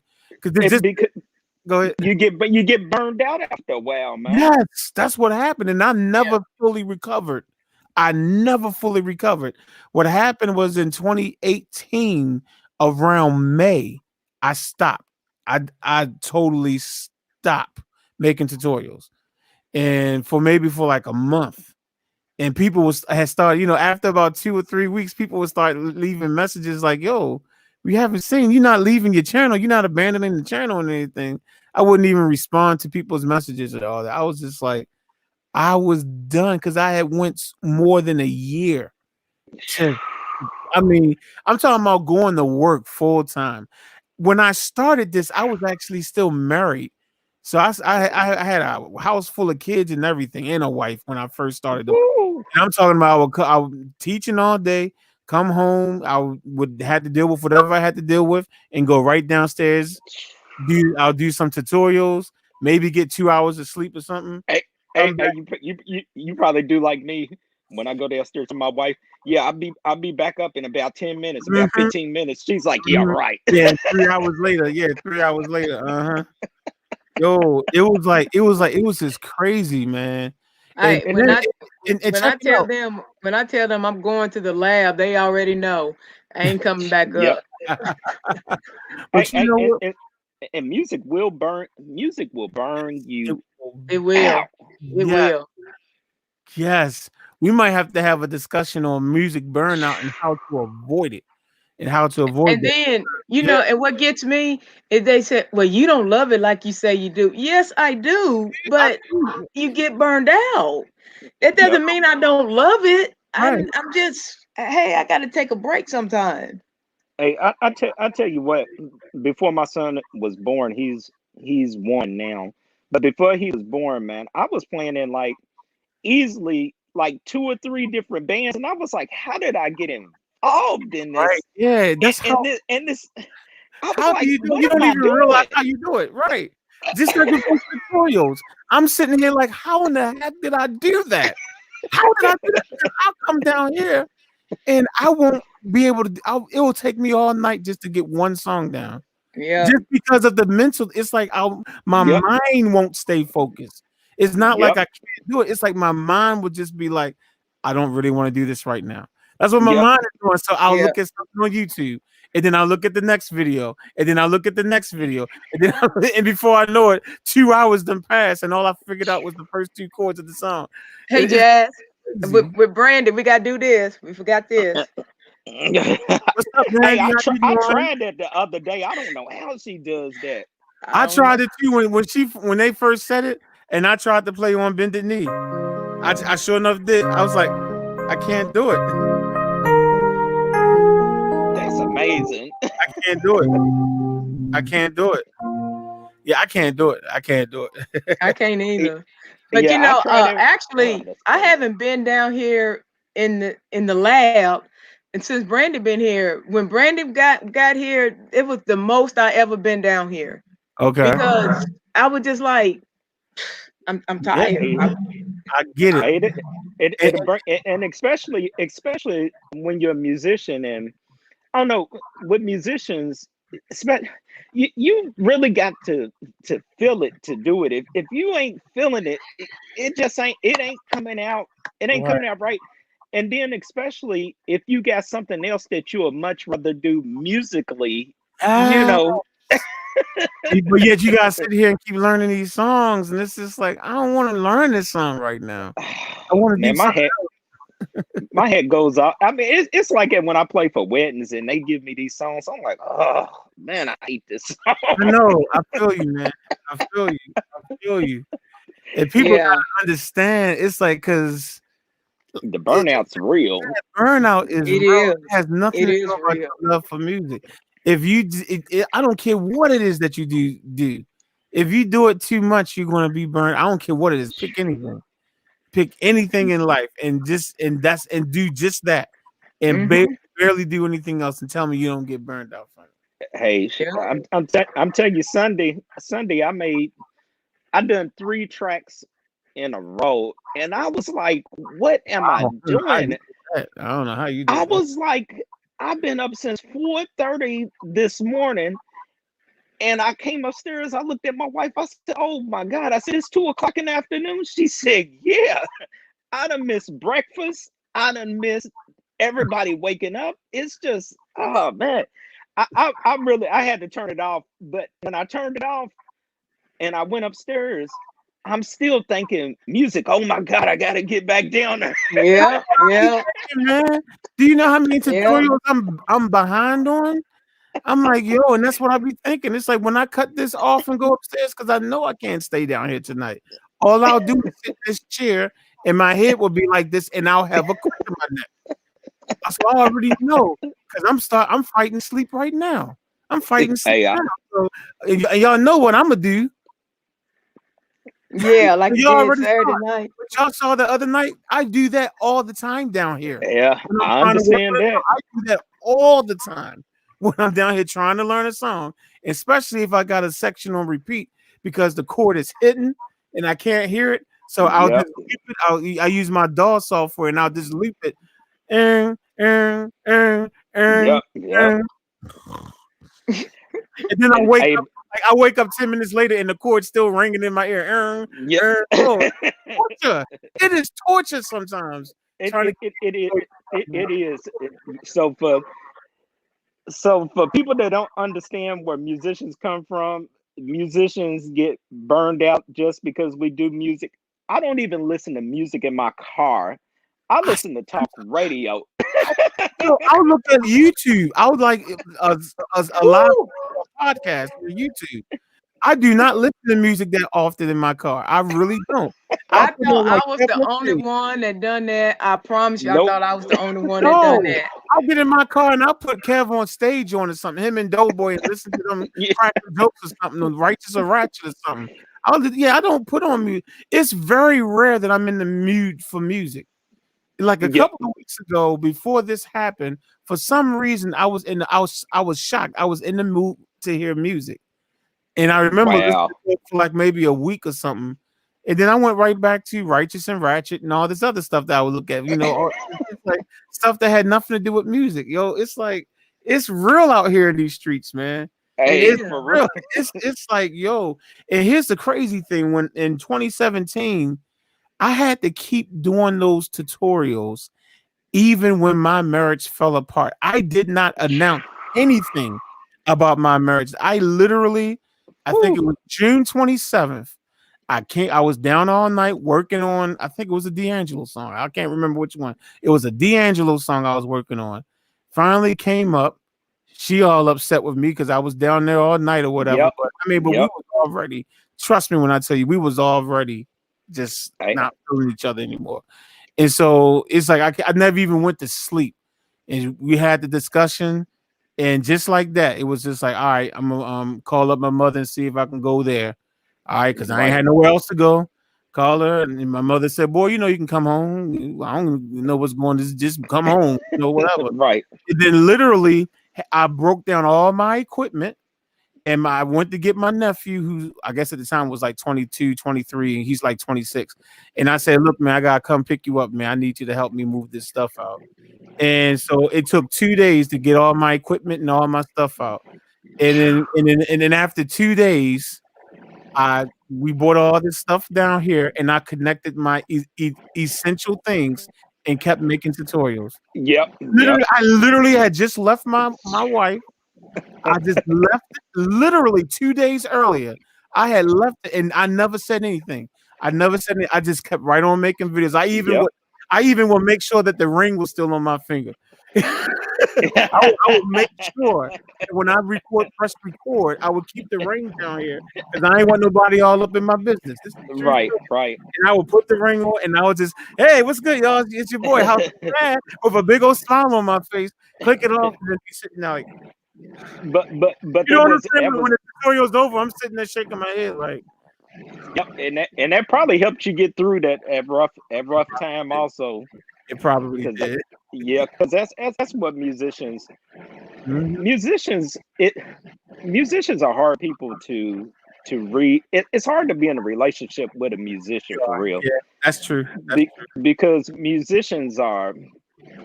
Our brains is not wired right. Something is wrong with us. You know what I'm saying? It's very true. I agree. And it's hard for us to communicate in relationships. I don't know. It's just musician. It's just tough being with a musician. Yeah, it is. It is. I agree. It's like you said, I guess from our aspect, we would say like if you with a woman or something, sometimes they just don't understand. Yeah, you know, they just don't get it, and it's just like, huh? And it's like, no, I know. Explain it. We're musicians, and we can't even explain it. We can't even explain how we are. I can't give you the words to explain how I am, but. Do you find yourself? I know with me as a musician, I find myself the most creative, like at like 3 or 4 o'clock in the morning. Yeah, yeah. That's when I finally will start working on a tutorial. I just come down here at 7 p.m. or 8 o'clock, right? And I won't be able to actually really start learning the song until about 2, 3 o'clock in the morning. Then all of a sudden, it's like, okay, now I can take it all in. And it's like, well, shoot, I should have just went upstairs and slept and put an alarm clock on at 3 o'clock and came down here. Shoot. For real, that is so true. That's a lot of my tutorials. When you see tutorials that go live at like 6 a.m. or 7 a.m., guarantee you I've been down here all night, but I didn't really, truly get started till about 2, 3 o'clock in the morning. Hey, when I wake up in the morning at 4 or 5 and I see that you posted a video, I said I already know what that is.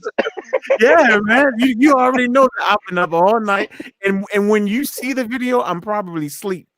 Like, he just posted the video. You more than likely, he's probably asleep by now. Because I'm done, and the first thing I do is I go upstairs and say, okay, I gotta go to sleep now. And that's why me and my director get along so well, because we're up sometimes in the middle of the night, 1, 2, 3 o'clock in the morning, texting each other about different songs, and just you heard it, I'm like, yeah, this and that. And I'm down here just going over it. It's just constantly going thing. Yeah. Hey, it's real. Yeah. I have a friend that always that like to say, you don't never go to sleep, do you? Do you ever ask questions like that? Do you sleep? You don't never go to sleep. As I get older, I go to bed a little bit earlier, so it's a little bit easier. Mm-hmm. But then too, I mean, I don't know. I don't know. My brain just, I hear all these melodies and stuff in my head, all these, and I could never translate in my head, what I want to go. And then I come up with something total. It's crazy. I'm probably going to need I don't know. I'm a musician. My life is screwed. When I meet a stranger and we having conversation and things that they say, I always come back with a song. that's like it's been out, you know, and they be like, "Are you a musician?" I'm like, "Why you say that?" Because everything I say is a song behind it. Yeah, we're definitely good with that. We always can think of a song for almost every situation. Yeah. I've got a friend. She's an older musician. She's actually an organ player. She's really, really good. But what she does, she moves every 2-3 years, different cities or whatever, and she'll end up going to a church. Okay. And she would join choirs and stuff, and not even tell people that she's a musician. Okay. And that only works for so long until they start teaching something wrong. And she just has to let it all out right there. And then next thing you know, she ends up playing for the church and teaching the musician how to read music or how to play it. It's funny it's funny you said that, because in my mind, I'm thinking, if let's say when we're able to, the quarantine is over, right? And you know, the church I was at, they don't have a lot of members anyway, right? So I'm sitting here like, they could very well say, you know what, Brother Butler, man, we just probably can't afford to have you right now.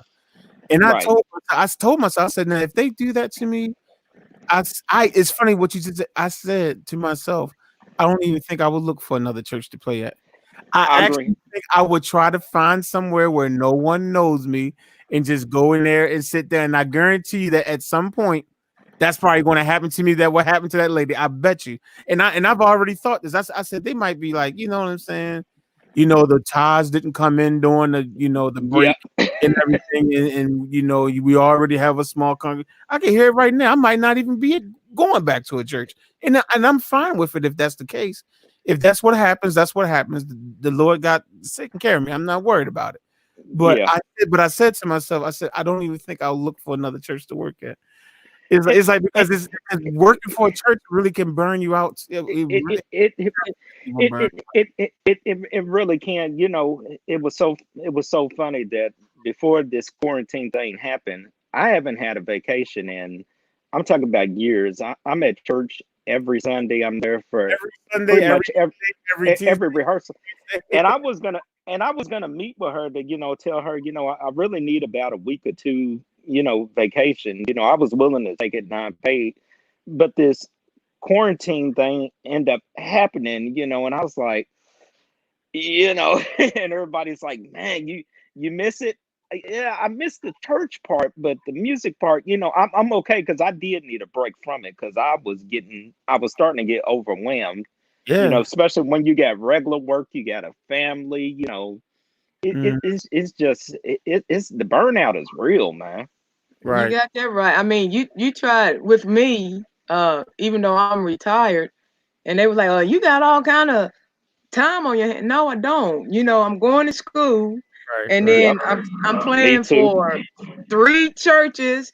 I mean, not 3 churches, but 3 choirs, and 4 choirs, and trying to get music out because I'm the senior musician, and I'm, you know, I got to get music out every week, and then I got to study, and then I got tests to do online, and then I got to do other things, and then I got group stuff to do, and then I got this to do, and it's like I can't. They say, you know, they say for pastors, they say pastoring is a lonely job, but also being a musician is a lonely job. Yeah.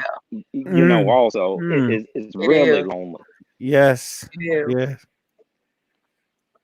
I like the thing that Nathan Nelson's been saying, because I can really, I know what he's saying. I've been there and done that, Nathan. I have been so, I mean, I literally had to say, hey, I got to take off a Sunday. Literally. I literally had to take off. Rocky was like, you too young to retire. I'm retired. I put in 21 years in the school year. I'm not going to put the person's business out there. I'll let the person put their business out there on their own if they want. But you'd be surprised who else is retired. I'm like, wow, that's interesting that people can retire early like that and do well. That's cool. Yeah, I wish I could. 21 years in. 21 years. Right. 21 years. when we get off here, I need to talk to you to find out what is your real age. I'm thinking you like 20 something. Who, Oh, D? wow. D says she's Yeah. older than me. Well, D's told me she's older than me, and I'm 43. So you D What are never. you? What kind of water are you drinking? That Yeah, detox kind. yeah, I need to find out what you're doing. I thought you was in your 20s this whole time. This is crazy. No, Wow. Now I she- am 45 years old. Oh, she old. Really? Well, that's not old, but I wouldn't She have- ancient, I wouldn't have man. said it. Yeah, She I would have ancient. thought 20 something. And, Nah, and my wife gets the same thing also. They like, dude, you robbing the cradle. I'm like, I'm only 2 years older than her. Oh yeah, right, and I'm only what 2 years younger than D, calling her ancient, and I'm only Right. 2 years younger than she is. But you are ancient though. When's your birthday? Did your birthday already pass, D? No, mine's in August. Oh, okay. So okay, yeah, but you're still ancient though. Yeah, you You just what? 2 years behind me? Come on, man. yeah, 2 years and some change. Hey, you ancient if you remember the show Silver Spoons. Silver Spoons, I remember Silver Spoons, yeah, Ricky Schroeder. Yes, I remember Silver Spoon. Yeah, that's her name, Schroeder, Ricky Schroeder, Yeah, right? Punky Schroeder. Brewster. I remember Punky Brewster. I love Punky Brewster. I love her and Sherry and all them. Yeah, I remember Sherry Johnson and all them. A Small Wonder. Yeah. Maybe the world's too cold. Dun, dun, dun, dun, dun, dun, for dun, dun, dun anymore. I remember Jabba Jaw. I was listening to the Steve Harvey morning show on my way to work. I normally like to hear Nephew Tommy do the pranks. Oh, And yeah. he calls up this psychiatrist, and he just starts singing all the theme songs to different songs and stuff. He'll ask her a question, and then he'll start singing all the theme songs to different shows and stuff. And then they say, I just need help, Doc. I just need help. And she's like, you just out of control. I can't help. Man, y'all got to hear it. Oh, I know it's funny if you hear it in context. Would y'all have guessed that Rocky was 58 years old? I mean, he says young, but we're going to call that I didn't old. know that. I didn't know that. He's trying. That ain't old. He's saying young, but we're going to call you old. Because if 45 is ancient for D, then 58 is BC for you, before Christ. You were Right. born before Christ. He about 58 BC, 58 before Christ was born. Oh, He was getting his word by reading scrolls. Yeah, he actually just heard Jesus. He heard Jesus' sermons. That's what not. He didn't need to read the Bible. He I was there. I was there when Jesus was preaching. I said it to Peter Jesus. Oh boy, we need some help. Oh my goodness, y'all pray for us, man. Y'all pray for us. Lord knows we need some Jesus right now. Boy, you ain't lying. Oh my goodness, but I wish JB say he's 62. Oh man. Okay, well you like BC, like before Christ, right? Man, you was helping Harriet Tubman out. Right? No, he was in the garden with Adam and Eve. he was in the garden. He was there before. Yeah, he was in the garden. No, he was with Moses when Moses was leading the people free. That's what he was with Moses. So, JB, tell me something about Moses, man. What kind of shoes did he wear? He was with him when he got them first set of tablets. Yeah, the original tablets. You know, before the iPad and the Samsung tablet, he had like the original tablet, man. What kind of batteries did Moses' tablet take? Oh. Pray for us, man. The and then this who just said it? He said he better not say that. Just you 70? Oh, you was before Christ made the heavens and the earth, man. Right. He was like before he made the heavens and the earth. Before light and darkness. Yeah, before there was a difference between light and darkness, man. Before he separated the water and the earth, man. Before he did all that, that was you, man. And I remember my supervisor. It was one of those days I was tired. I just asked her. I said, "What was the '60s like?"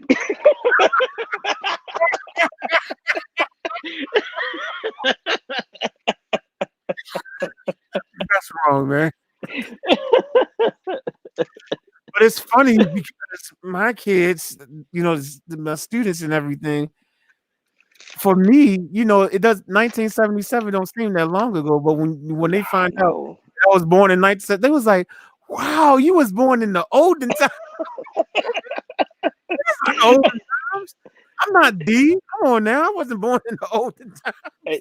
I remember one of my sons when he had to be 5 or 6, I don't know, one of them ages, and he asked me, he said, when did they finally come out with color? Because he had seen a bunch of black and white pictures. He said, when did they finally come out with color?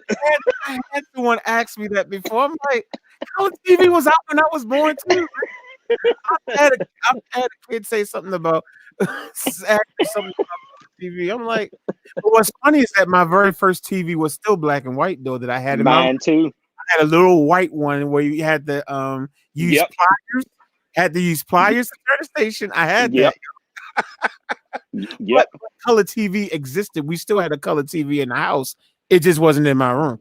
It just wasn't in my. Yeah, I had black and white. I had black and white TV also. Nathan said he was Adam and Eve. You'll say he helped Noah get to the animal. Boy, y'all silly. I'm in better shape than most 40-year-olds. You right about that, man. Because you in way better shape than me, and I'm 43. I'll give you that. I'll give you that all day, all night, all evening. They always say Rocky produced King David and Solomon's music. That's a good one right there. Hey, boy, y'all silly. We're the same age, man, because I was born in 1977 BC also. Before computer. I know what's right. BC before, I was born too. Oh my! Well, computers. I think we started using them when I was in maybe 3rd or 4th grade. That's when they had like number munchers and the Oregon Trail. Yeah, Oregon Trail. I remember that game. Wasn't that some you could buy? Yeah, it's like you could buy meat and fur and all that type of stuff. Yeah, I remember that. I do remember that. I think computers were out in 77. It just weren't really home computers because the Atari had a home computer around when did the 2600 come? No, I think they had computers out, but I don't think it was like home computers though. It would be like the computer would be like the size of this whole basement. Yeah. It looked like it would be some type of business thing. So I mean, they did exist, but it wasn't like everybody had a personal computer. No. Yeah, those was I mean, it's like bringing home like a B3 organ trying to put in your house. Or like 20 B3 organs. On top of each other. That's what a computer used, like 20 B3 organs. Man, I got an organ in my sister's garage. It's been in her garage for 6 years. That thing's so heavy, man. I ain't even moved it to my house, and I want to because I want to start practicing on it, but it's been sitting in that same spot all them years. And you got room for it in your house? Yeah, I got room, but getting it down the stairs though, it's gonna be a rough one. I can imagine. I know I wouldn't be doing it. Yeah, and this is like a A100 organ, but still it's not as big as just like the B3 organs for the most part. Yeah. I'm sorry. Correction. It's a E series. It's like the E100 or something like that. Okay. But it probably still sounds good though, right? Like how close does it sound to the B3 organ? Oh, it sounds close. You can get it there. You can get sound. I mean, everybody's stuck on this B3 sound and all of it. But I mean, you can modify an organ to make it all sound the same. I mean, there's not really a big deal there. Besides, what do you got? Some percussion buttons on it. I can't tell the difference. A lot of people stuck on the B3, but a C series A. I mean, you can make them all sound the same. Right. Mm-hmm. I've heard that the A organs basically sounds like the B3 organ. It really is almost the same. That's what I've heard. Now I don't know organs, so I've heard it too. Yeah, I've heard that too. I mean, as long as you got you a good Leslie on there, I mean, you can make it sound good. Yes, indeed. Yes, indeed. Oh my goodness, that was fun, man. That was fun. This when I thought everything was dying down, we was able to liven it up again. That was good. That was good. That's that musician stuff. Yeah, man. Right. Talk about musician burnout, man. But that stuff is real. And like I said, when I was making those tutorials, and I mean, like I said, even me breaking up with my wife and moving out the house, the only thing that did was stop me for 2 days because I had to move the stuff. I promise you, I got in here, and the first thing I put together was all the essential stuff and kept right on making videos, man. And so when that time came up, when I was just like, I ain't going down there. I ain't doing nothing. I've never been the same. I've never recovered. That was 2018. This is 2020. I never recovered from that. I still haven't recovered from it. Hey, I know how it is. I mean, even when I've been divorced before, and I just remember I just continued on with my bands, continued on with church, and didn't even have that time to to really think about like, okay, I'm getting a divorce.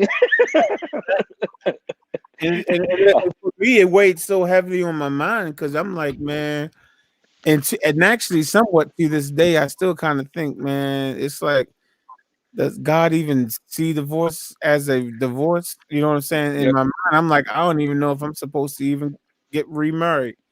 You know what I'm saying? I have that type of stuff too, so it's just crazy. Hey, believe me, I was so embedded in music at one time, I didn't even. Somebody asked me, "Are you divorced?" I said, "I don't even know." All I know is that this is a C chord. You want me to show you how to do? I can show you the C chord. I know that, but am I divorced? I don't know. So, Jazz, let me ask you: did you think music had a part of your marriage breaking up? I really don't think so. I think it was some other stuff. And what happened, I think is what happened is as time went past, as time kept going, it was just easy. It's like it just seemed like if I was in the room, she would just make sure she wasn't in the room. Right? Oh, so that's when you know it's over. Right. And then let's say she's in the basement, we shared a work area in the basement because she was selling stuff on eBay. Right. And I had my music stuff set up and everything. So she will be down there. So let's say I come down to the basement, right? As soon as I come in the basement, she go upstairs. If I go back up in the room, she go. So it was that type of stuff going on. So my thing was I might as well just get these tutorials done because clearly she don't want to be in the same room with me. Hey, yeah. Hey, and the thing about it wasn't any arguing or anything going on. So it wasn't that. It just seemed like it was just whatever. I think she just wasn't happy, and so of course, she's when someone's not happy, they're not going to treat you in a way that you're going to be happy. So then you're becoming unhappy too. So both parties are unhappy. So my thing was, well, if you don't want to be in the room, I might as well just stay down here and just do this music. Let me get these tutorials done. So that's why I say I don't think the tutorials is actually what caused the divorce and anything. It was just something I was able to just do. But what's funny is that the day that we decided to move out, or that I decided to move out, part of the discussion was, you ain't going to keep staying downstairs all night long while I'm up here and blah, blah, blah. Now, this was sent to me as a text message. So she was up in the room and I'm down in the basement. It's something about I'm not going to keep sitting up here, and you downstairs doing music. And I'm sitting here scratching my head like, every time. I'm like, every time I come in the room, you right. It was just, I don't want to put all the stuff out there, but that was just some of the stuff that was going on. I'm just like, okay, this is something not right here. You act like you don't want to be around me. It's not like we was having any type of love. And, you know what I'm saying? You know what I'm saying? And I'm like, it's like, okay, so just let me do my thing. I'm not cheating on you. I'm not talking to no. Look, to this day, I still haven't talked to another girl another woman, and I'm divorced legally. So that's what I'm saying. I definitely wasn't doing nothing then. It's been 2 years, and I still ain't talked to him. Yeah, that type of stuff is so confusing because you already got to deal with the mental part of it's not working out, but then you got to deal with the mental part that you like, hey, so what's up? Why you down there? And you like, huh? Am I going crazy? Exactly. I'm like, you don't want me around anyway. Just let me do this. You don't want me. So y'all never thought about going to counseling or anything, or we discussed it after I moved out. But I don't want to put everything out there. I got you. But we wound up not going to counseling, but the topic did come up. But I had some demands that went above just her and I going to counseling. I wanted other stuff to take place, and but she wasn't trying to have that, and so we never did the counseling. And that doesn't for me, that doesn't really work unless both parties is like, hey, we really want to do this, but we need some help. But people throw that term out there so loosely. Counseling. Well, counseling doesn't work unless you actually, want it to work. People throw that so free, like it's the cure all, and that's not the cure all. No, it's not. Sometimes people just outgrow each other. Yep. And that's just what it is. When you outgrow something, sometimes it's just time to just move past, because this really is a short life, and for you to to spend precious time we don't know how many years we on this earth, Right. but to take that, you can put the energy in so many different other things. Mm-hmm. Right. Yeah. And that's understandable. Just asking. Yeah. Yeah, no, I know, but that was a good question, because D was trying to say, you think you being a musician caused it, and I'm like, I really don't think it did. I don't think that's what caused our separation. I don't think it did. If it did, I just don't for me, I realize feel like it did. for your situation, you think the music? Yeah, I'm on my third go around, so Well, good luck, man. yeah, but my wife, she's really good to me, but That's I what's know up. the music for a fact with the first one, she just didn't understand it, and Right. I was really, man, I was gigging like crazy, and that's all I was doing, living and breathing music, and Mm-hmm. you can't have no relationship and you constantly just gigging. Right. And Yeah. I think it's important for us to have this conversation. I'm glad that you put that out there. How to do music incorrectly. You know what I'm saying? Yeah. It's like we can sit here and I can show you chords and we can talk about theory and everything, but we got to learn how to be able to still be a musician and still do life. That's it. And still have life. That's it. Good. I'm glad this came up, because that's so important, that you can't put all your time in music that you start neglecting. Right. You know what I'm saying? Hey, So that's it's very true. important that, I think that's good for this conversation. Yeah, because even for me, being a church musician, my two oldest boys that are 19 and 20, I was hopping from church to church, because I was a musician, and it Mhm. was hard for me to get them established a church home, because as soon as they would get to know some kids and know the people, well, it's off to the next church, for me. Uh-huh. And so now that I am older and I've got the baby now, it's important for me to lay that foundation on what I didn't do with my other kids. I laid foundations, but the foundations were only 2-3 year spans, and then I was moving on. So now it's important. It's more important for me to lay a church foundation for my family than it is for me to be a musician. If that makes sense. Yeah, no, it makes perfect sense. JB said that his first wife thought music was just a phase, not really supportive of me. And They Rocky, always do. Yeah. And Rocky said it was tough producing females and keeping the wife happy. That's another good discussion right there. Yeah. You know that you're Yeah. working, that you're working closely with a female, and it could be hours and hours and hours, and then the wife still be happy. I mean, this is real stuff, y'all. This is Yeah. real stuff that's And you know what I say to that, because I used to tell my first wife this. I was like, I don't expect for you to come to church with me every Sunday, but I do expect for you to come at least part of the time so people can see I am married, you know, because right. the temptation is hey, He people don't see got a it. wife anyway. He probably lonely. Let me Yeah. go over there and let me let him teach me that C major chord. Yep. And you Yep. will get proposition when you are a musician. You know what? Everyone says that never happens to me, but I have heard that happens to every musician. That never happens to me. I don't know why. I guess I'm horrible. I'm a horrible person. But I've heard that Not a horrible person. Yeah, it's like I've heard that about everybody else. It's like how come I never get approached so I can tell somebody? You're anointed. You're anointed. That's why you're anointed, man. You're anointed. Oh, is that what it is? Anointed? I guess they run. They like, oh, let me run away from him. Yeah. I don't know, and I think the opposite, because normally most people that's what they are attracted to, is that anointing. Right? Maybe I'm not anointed.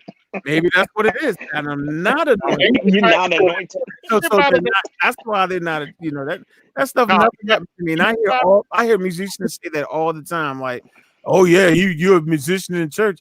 You gonna get? I'm like, yeah, right. At the end of service, I can easily just walk out the church and nobody won't even say nothing to me. I mean, some of the older ladies might say, "See you next week, brother," but that'll probably be the most I might get. Ain't nobody trying to come up. I can't get out the church. Wait a minute. I know that's right. I thought the word was that only the preacher's children was the ones that's talked about the most. Since when was the musicians being talked about in church? Oh, forever. The musicians been talked about just as long as the PKs, man. Wow. Oh yeah, no doubt about that. And I'm both. You got it bad. PK and a musician. Oh no. Oh, you got it bad. You got it bad.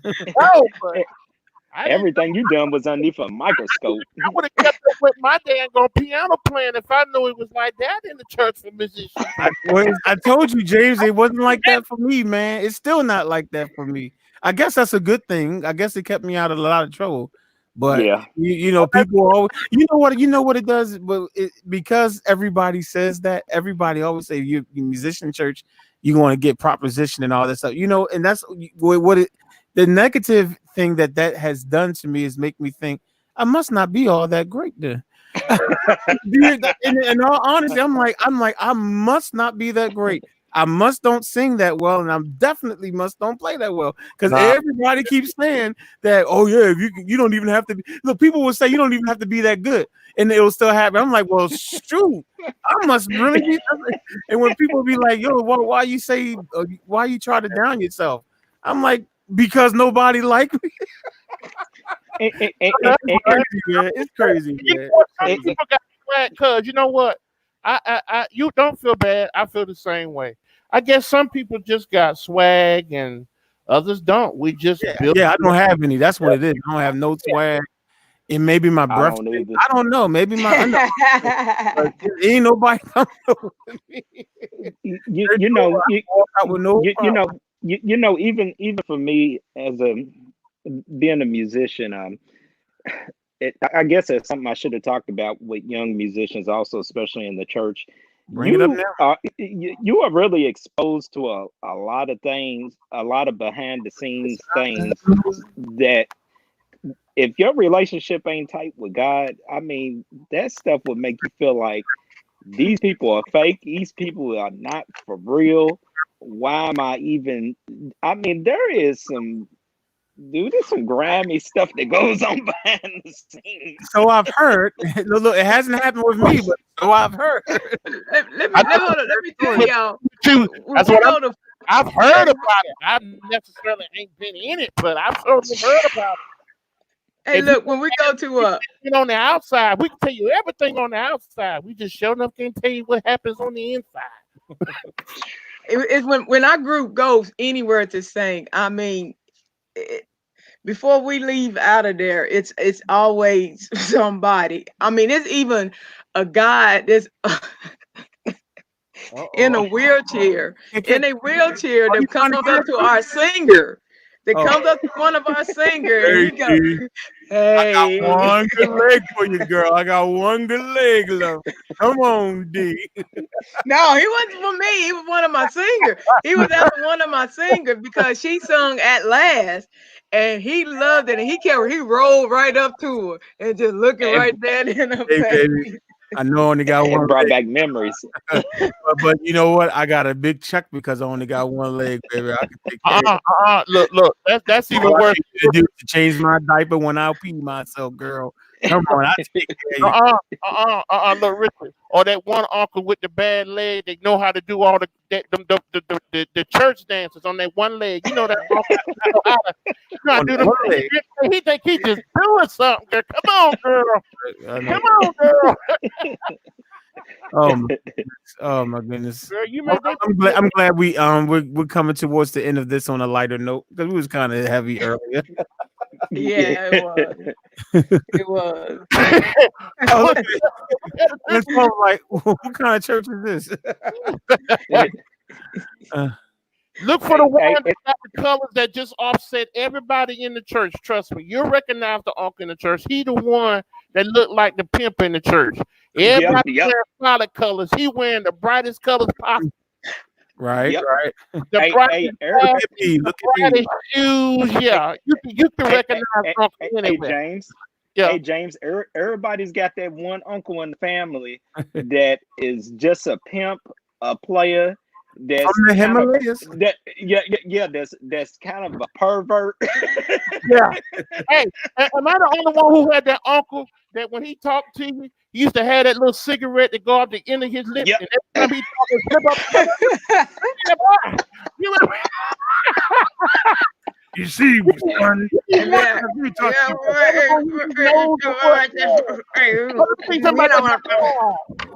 and that one uncle that always started that boy. Let me tell you something, that boy. Like, I'm gonna go around and get you. You gonna run and get me a couple of beers on that boy. And I got you. And that cigarette, and it'll never drop. You wonder if it's glued to his lips. Like it never drop. Never drop. Never. Right. Like, damn. Hey, everybody's got that. Everybody's got the pimp uncle. Everybody's got the alcoholic uncle. The Steve Harvey suit. That's right. Yeah, that's right. The only uncle that come to the front, everybody in shorts. Yeah, he the only one in the suit 112, right? Thinking he's just doing it. The hottest. Really? Hey, that's my daddy. hey, my daddy wears a suit like during the week for no apparent reason, and ain't been to nobody's church. Wow. I know that's right. That don't make no sense. That look, I told my parents one time. I said, look, God gave us the signal. There's a time for certain clothes at certain seasons. If you ain't got those are the ones that was kind of slow in school. I'm just saying. Hey, y'all, no, you got that uncle that wears that hat and them shorts with them dress socks to the knees and them Stacey Adams. Not the Stacey Adams. Not the Stacey Adams. Got the Stacey Adams. They got them dress socks to the knees. You know the uncle that come up with the straw hat with the ashy leaf and the sandals. The sandals with socks on. Right, with the socks on. Yeah, sandals with socks on, exactly. Hey, go get the ribs out there. They're ready. Go get the ribs. Yeah, go get the ribs. Yeah, I'm ready for that girl. Yeah. And he over there dance with that one leg, and he's still that one leg uncle still there. I'm gonna get it in. It's funny you said that. I never forget my uncle. My uncle on the weekends, he would get plastered. He'd wake up about 6 a.m. and start his drinking. But I remember he had ran into a gal on side of the street that was selling sandals out of his trunk, and he had bought a pair of sandals, and he couldn't wait to get over to me. He said, "Man, he got a whole bunch of sandals, man. You need to get you a pair, man." I'm like, dude, I do not want no Jesus The sandals. sandals, right? Right. Some Air Jesus You know sandals. what? I've always wondered this question. Have y'all ever wondered if your uncle got the same colored gators? Do you think he got the same different colored sandals in his closet? Have you wondered if he got different colored sandals? Like he got the black Well, one. you know what John Witherspoon always said. You got to coordinate. So yeah. Right, Got to coordinate. coordinate, right? He got to coordinate, right? Coordinate. So more than likely, yes, they did have all that. Yep. Yeah, I always wondered if they had different color sandals. You know, I guess they had different colors for different seasons. I don't know. I just Got to coordinate. You got, if you have a mushroom belt, you got to make sure that the inside of you have a mushroom shirt on, and the inside of the suit jacket is a mushroom pattern. You know what I'm saying? And while we talk about uncles, let's not all forget about the auntie that's always in some mess. Oh yes, Lord. Yo, let me hold something, yo. Let me. And here's what I want to know about the church. Did anybody ever ask who was the one that ever invented getting a trash can to make sweet drinks in? Like, I mean, you couldn't. So the only thing that was left for you to make the lemonade in was a pair of trash cans, so somebody can open the top and stay in the trash, and everybody can't drink nothing now. Like, really? Of all the things you could have found, you thought of trash can to make the lemonade of tea in. I'm just done. I can't. But check this out, James. And they ask you, do you want sweet tea? But the tea ain't never sweet. Right. You got to have a whole bunch of sugar. No. Depending on where you go. Now, if you go to a black church, you're gonna have too much sugar, if anything. That your blood. Look, let me tell you when you know it's sweet. See you later, Rocky. All you got to do is put your hand in the trash can, and if your levels go up before it touch your lips, you know that bad boy sweet. If you put the fruit or lemon into it, oh yeah, it's free. What you tell? Oh, that's hilarious. And with that, folks, Yeah. I might need to wrap up because we're going cuckoo for Cocoa Puffs. Yeah, I gotta go to work in the morning. I had that circling beat thing, man. I was trying to get here, man. I was showing my wrestling tonight. So it's all good. All good. Yeah. I'll scroll back and see what y'all all said about the circling music. Because personally, I don't think it makes no sense. God made music, right? So if anything, I think God would want any type of music to come to his church. So if it brings the people and it brings the right mindset, well, it doesn't matter. As long as you praise his name. I feel you. If you come on tomorrow, I'll give you a chance to expound a little bit more. I believe Andrea is going to come on tomorrow and share her thoughts about the subject. So I can't wait for Andrea. Yeah, we'll be able to expound even more. Hey, and James, and try to get there before like 10:45 p.m. I know, right? Yeah, you know, I got to. You got to get on CP time. I mean, what can I say? I got to make it realistic. You know, daggone well, black folks don't show something up on time. If he says 7 o'clock, I'll be here at about 11:30. Right. Yeah, I'm good and ready then. I know what's right. All right, y'all. Well, we're going to go ahead on and sign off. Those in the chat room, thank you so much for joining us. And we will be back tomorrow night for another one. Who knows what we'll be talking about? I'll know by tomorrow afternoon, and we'll figure it out. But until then, peace. Peace. All right.